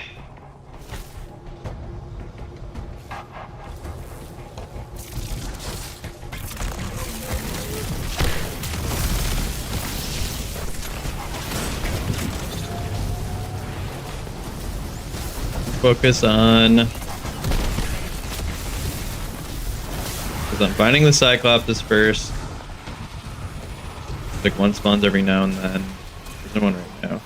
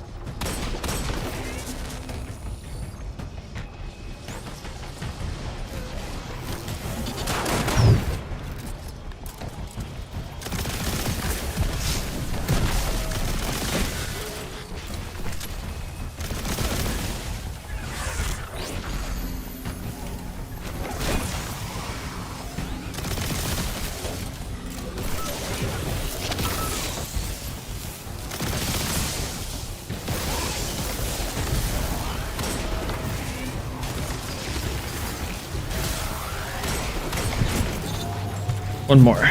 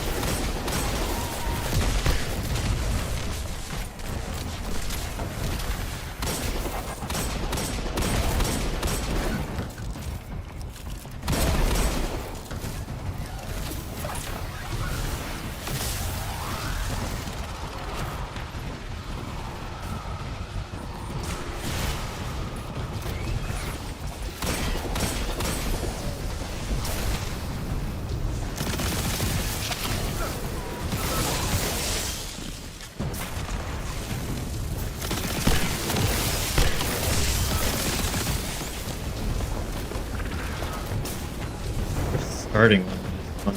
Gotta find that.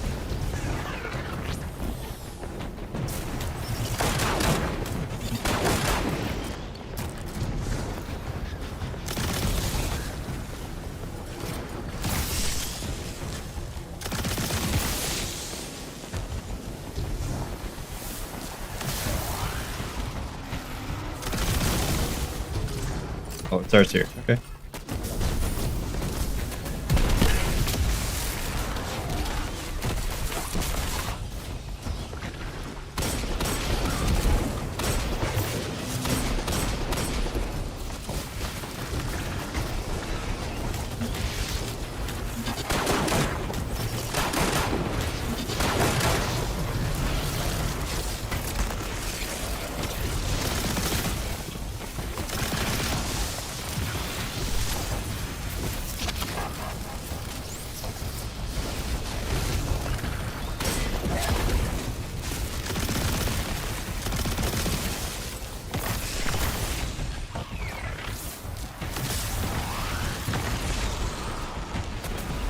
Which, I'm not sure what you mean by game. What do you mean? Shadow.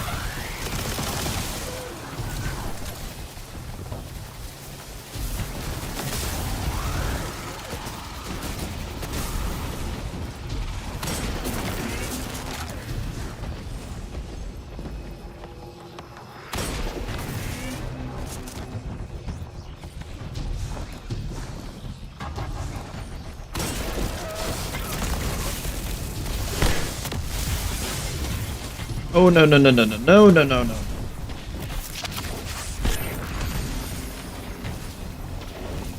I like the one I'm playing right now.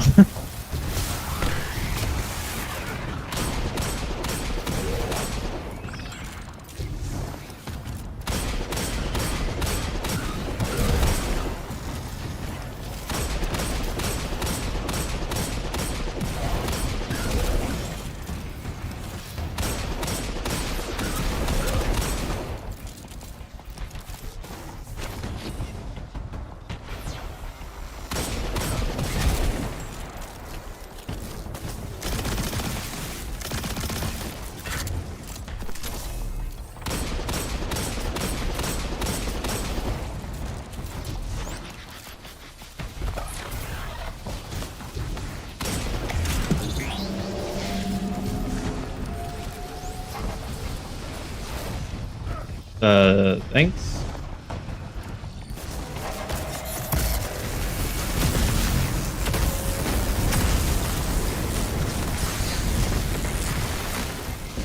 Oh my god.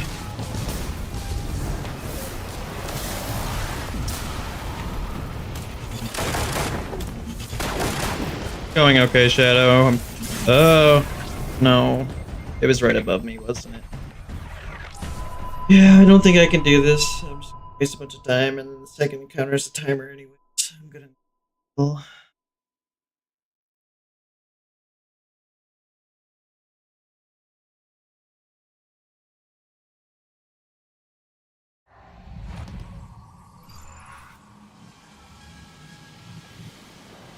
Gotta wait for the friends. I guess I'll try the explore mode. At least be able to do something.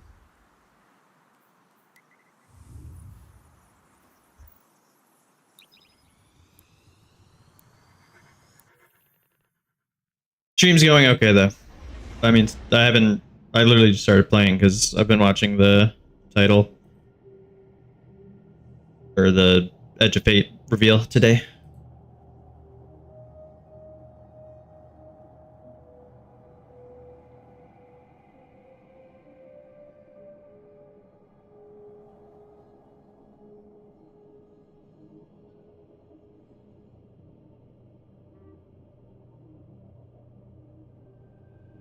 How are you doing? How's your day been going?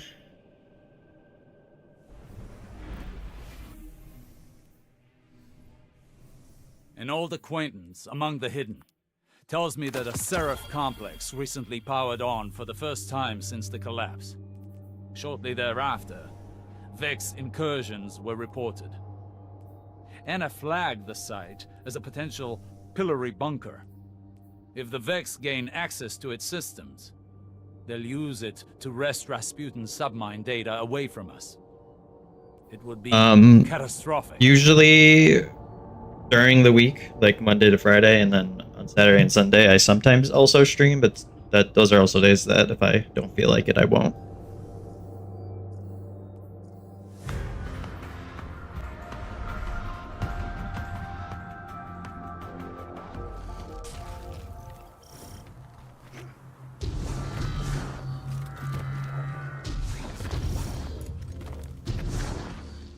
Landed at the source of the complex's AUG supply. I wonder if this has the new changes or not. Centuries in Martian rust have done this place or if it's just the normal dungeon. Our window of opportunity is short. AUG surges destabilize the complex, and Vex are breaching the command matrix. Oh. Go. Oh.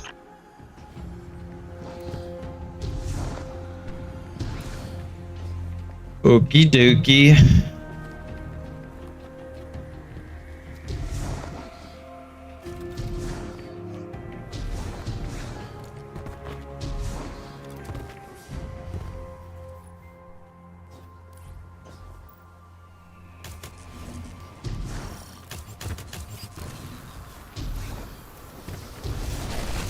Not even a rally barricade in this version.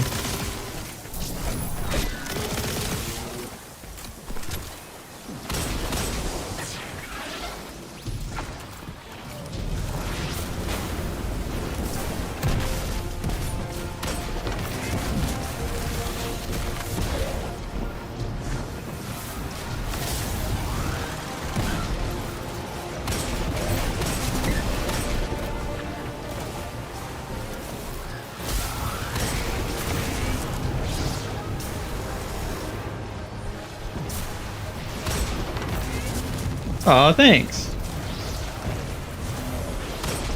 The people who did both of them did a very good job. I agree. They look super great. I'm glad you like my boy, my guy.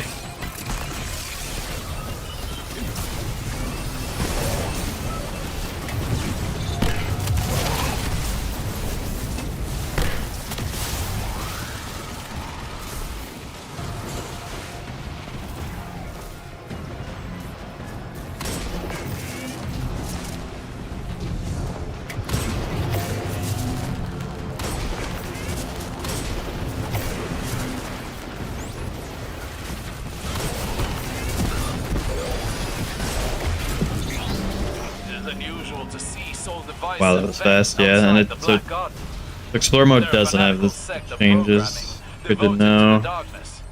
Or rather, the witness. The witness? Do we know about the witness at this point? In a seraph complex. Peculiar. They were rivals in the Golden Age. Do you stream or anything, Shadow, or are you just a peruser of the streamers? Efforts. The sole divisive have been scouring research logs. They were looking for something more than to imprison Rasputin's subminds.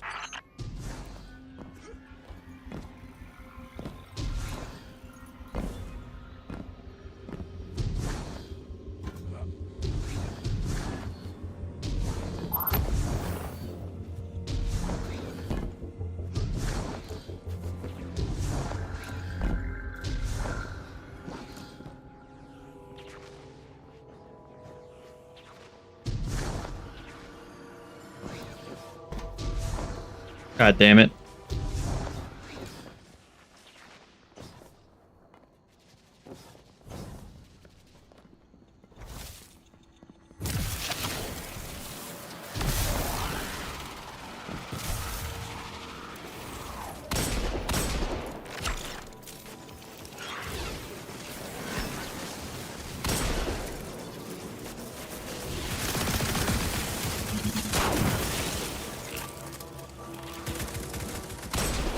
I'm not sure what you mean about Discord, but thanks for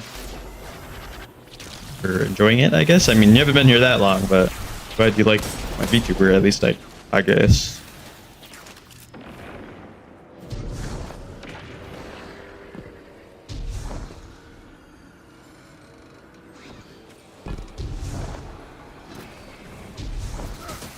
Ow, ow, ow.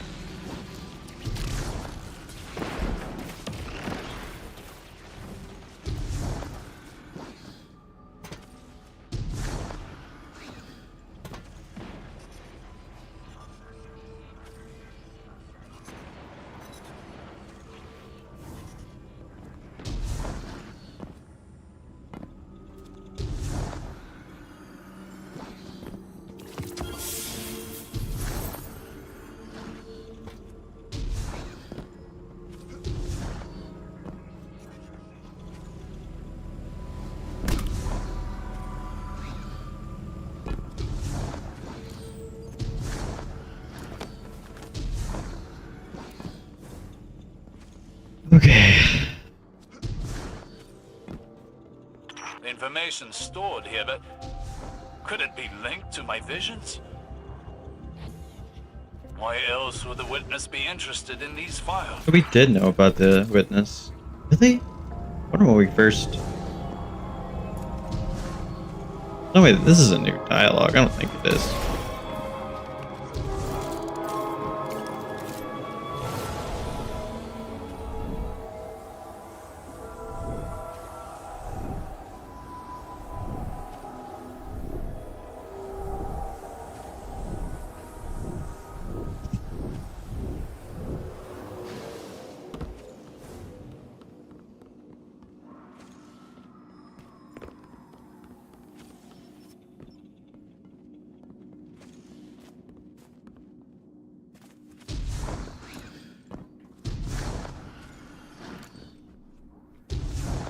Well, I mean, that's fine, Shadow, but why?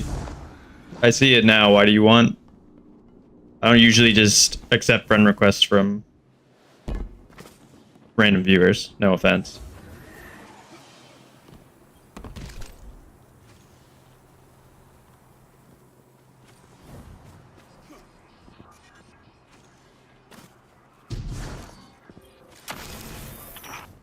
Step away from your traveler before its machinations rend you limb from limb.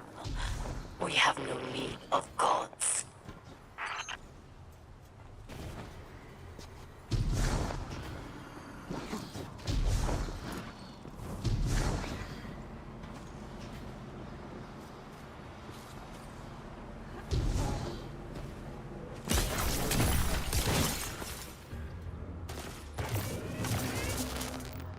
So they have gravity well no matter what. That's kind of nice.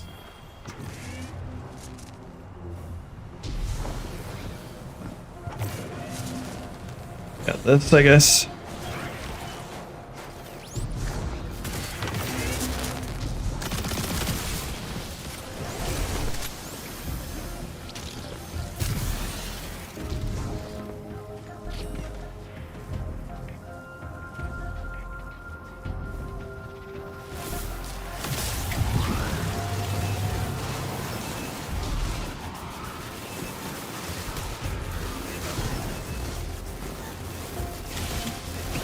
Thanks, Shadow.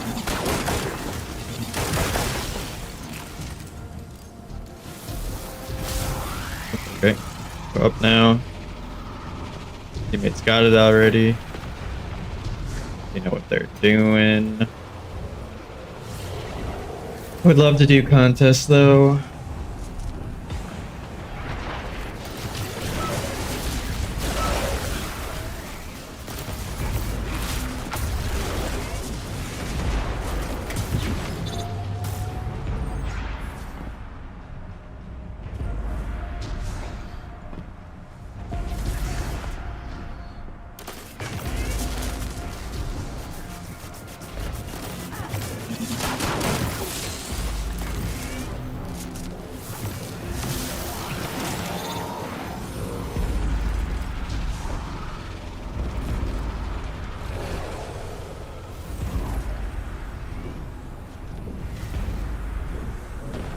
Oh my god.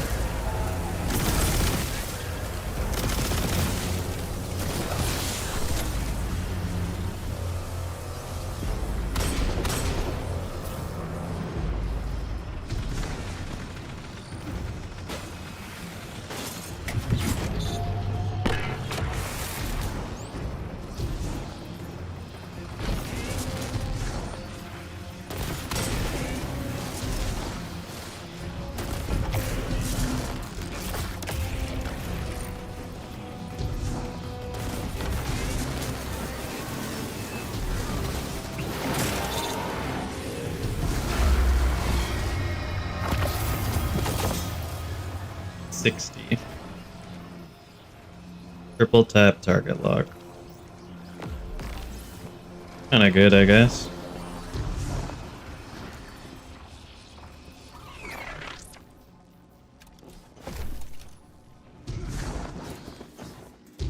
Vex mine remains in this terminal like an open door.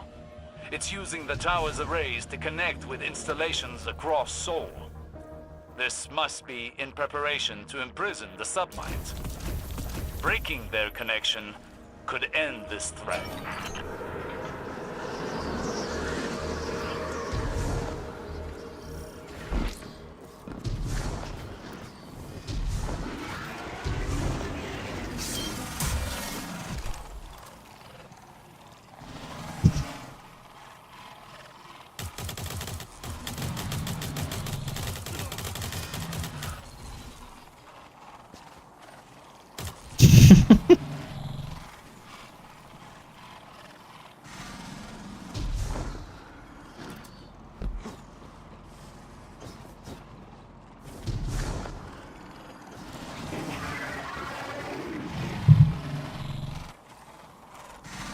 All right, we gotta stop him from zucking that boy.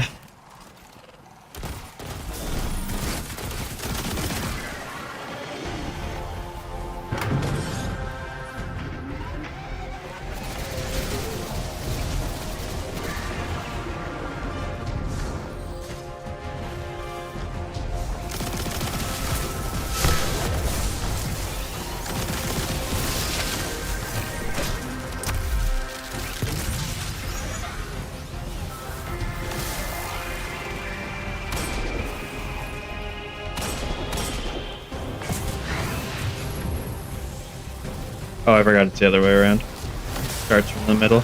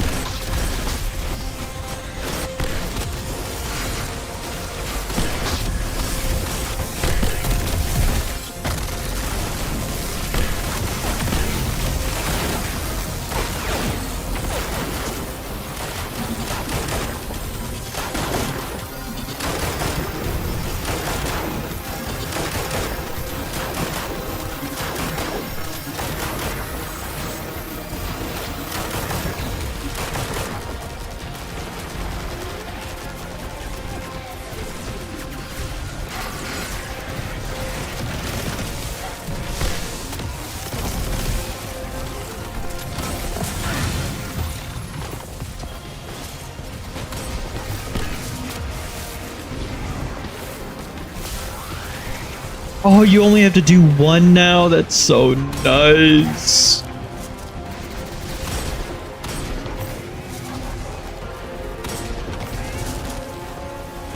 That's amazing.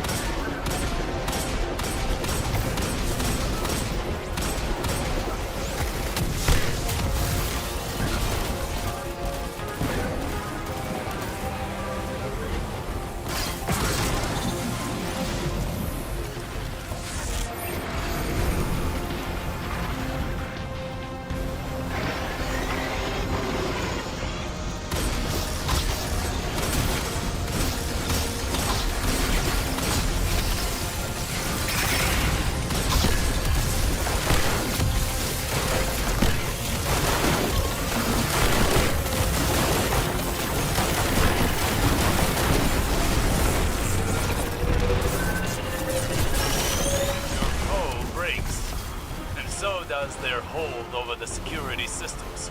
Fuckers. Perhaps now we can... No! They're driving the reactor core to a meltdown. It's going prompt critical. Those power surges were intentional. Get to the reactor, lest we lose everything.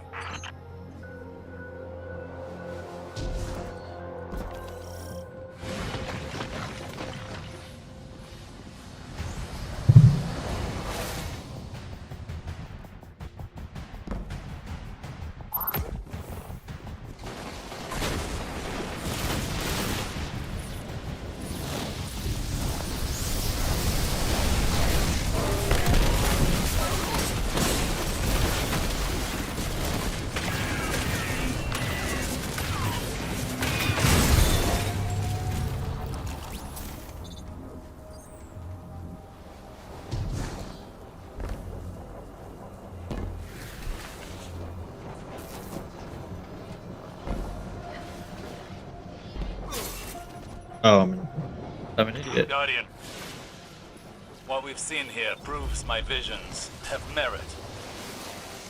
We must secure the complex to convince Ikora.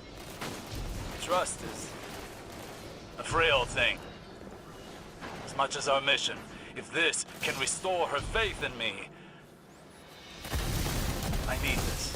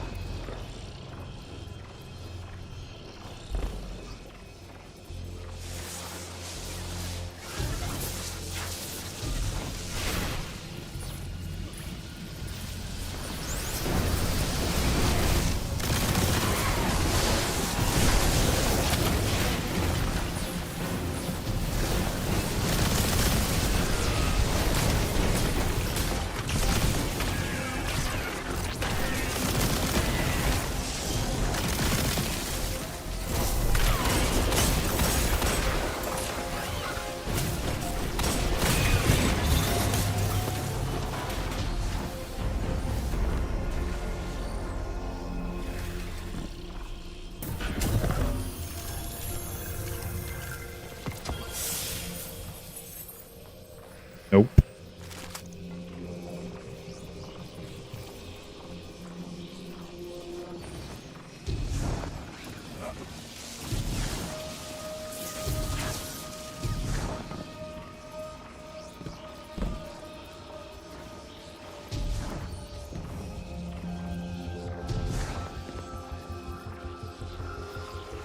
Avex's mind directs power to the reactor. Kill it, and the complex should stabilize. Well.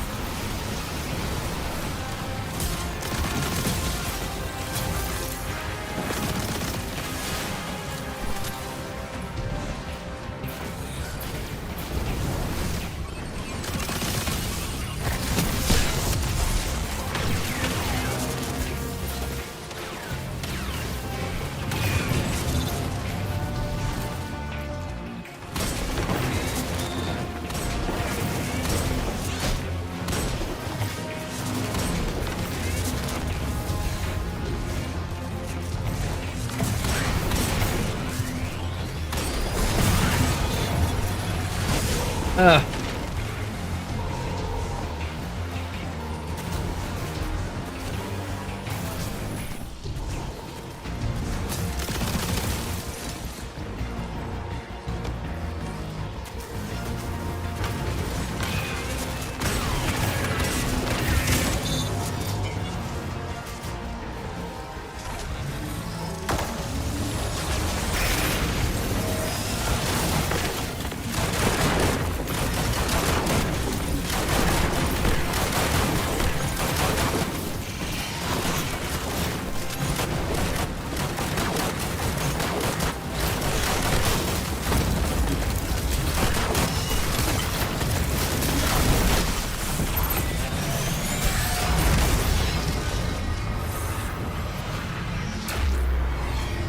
This was a clever incision by the witness.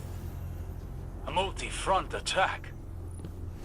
Sabotage us, glean knowledge, and annihilate any trace of advantage. Extrasolar Alright, colonies. that was cool. Ages ago, Saint and I thought Hopefully we'd later in the leave day I city can do it with once more we'd made people. it safe. We'd explore the universe. That time never came. I think I will stream later today. Finite seconds. But I'm gonna end it here for now. Now, And then once I have some people getting on to do this later in the day, I will stream again. So if you're still here, Shadow or Fluff or anyone, turn the edge of defeat I'm just gonna end it here. into victory. Or right meow. But thanks for hanging out.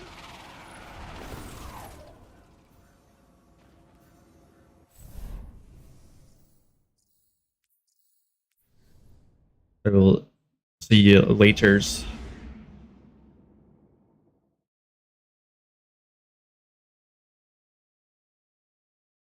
Yeah, I am Fluff. Because I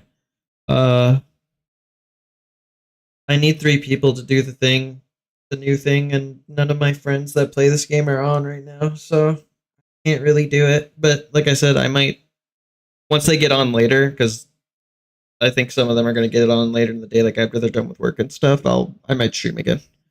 So I have some stuff to do anyways. Yeah. You too. Hope all the things with the puppos go good. You have fun with the video games. Thank you. Thank you. Thank you. Bye bye.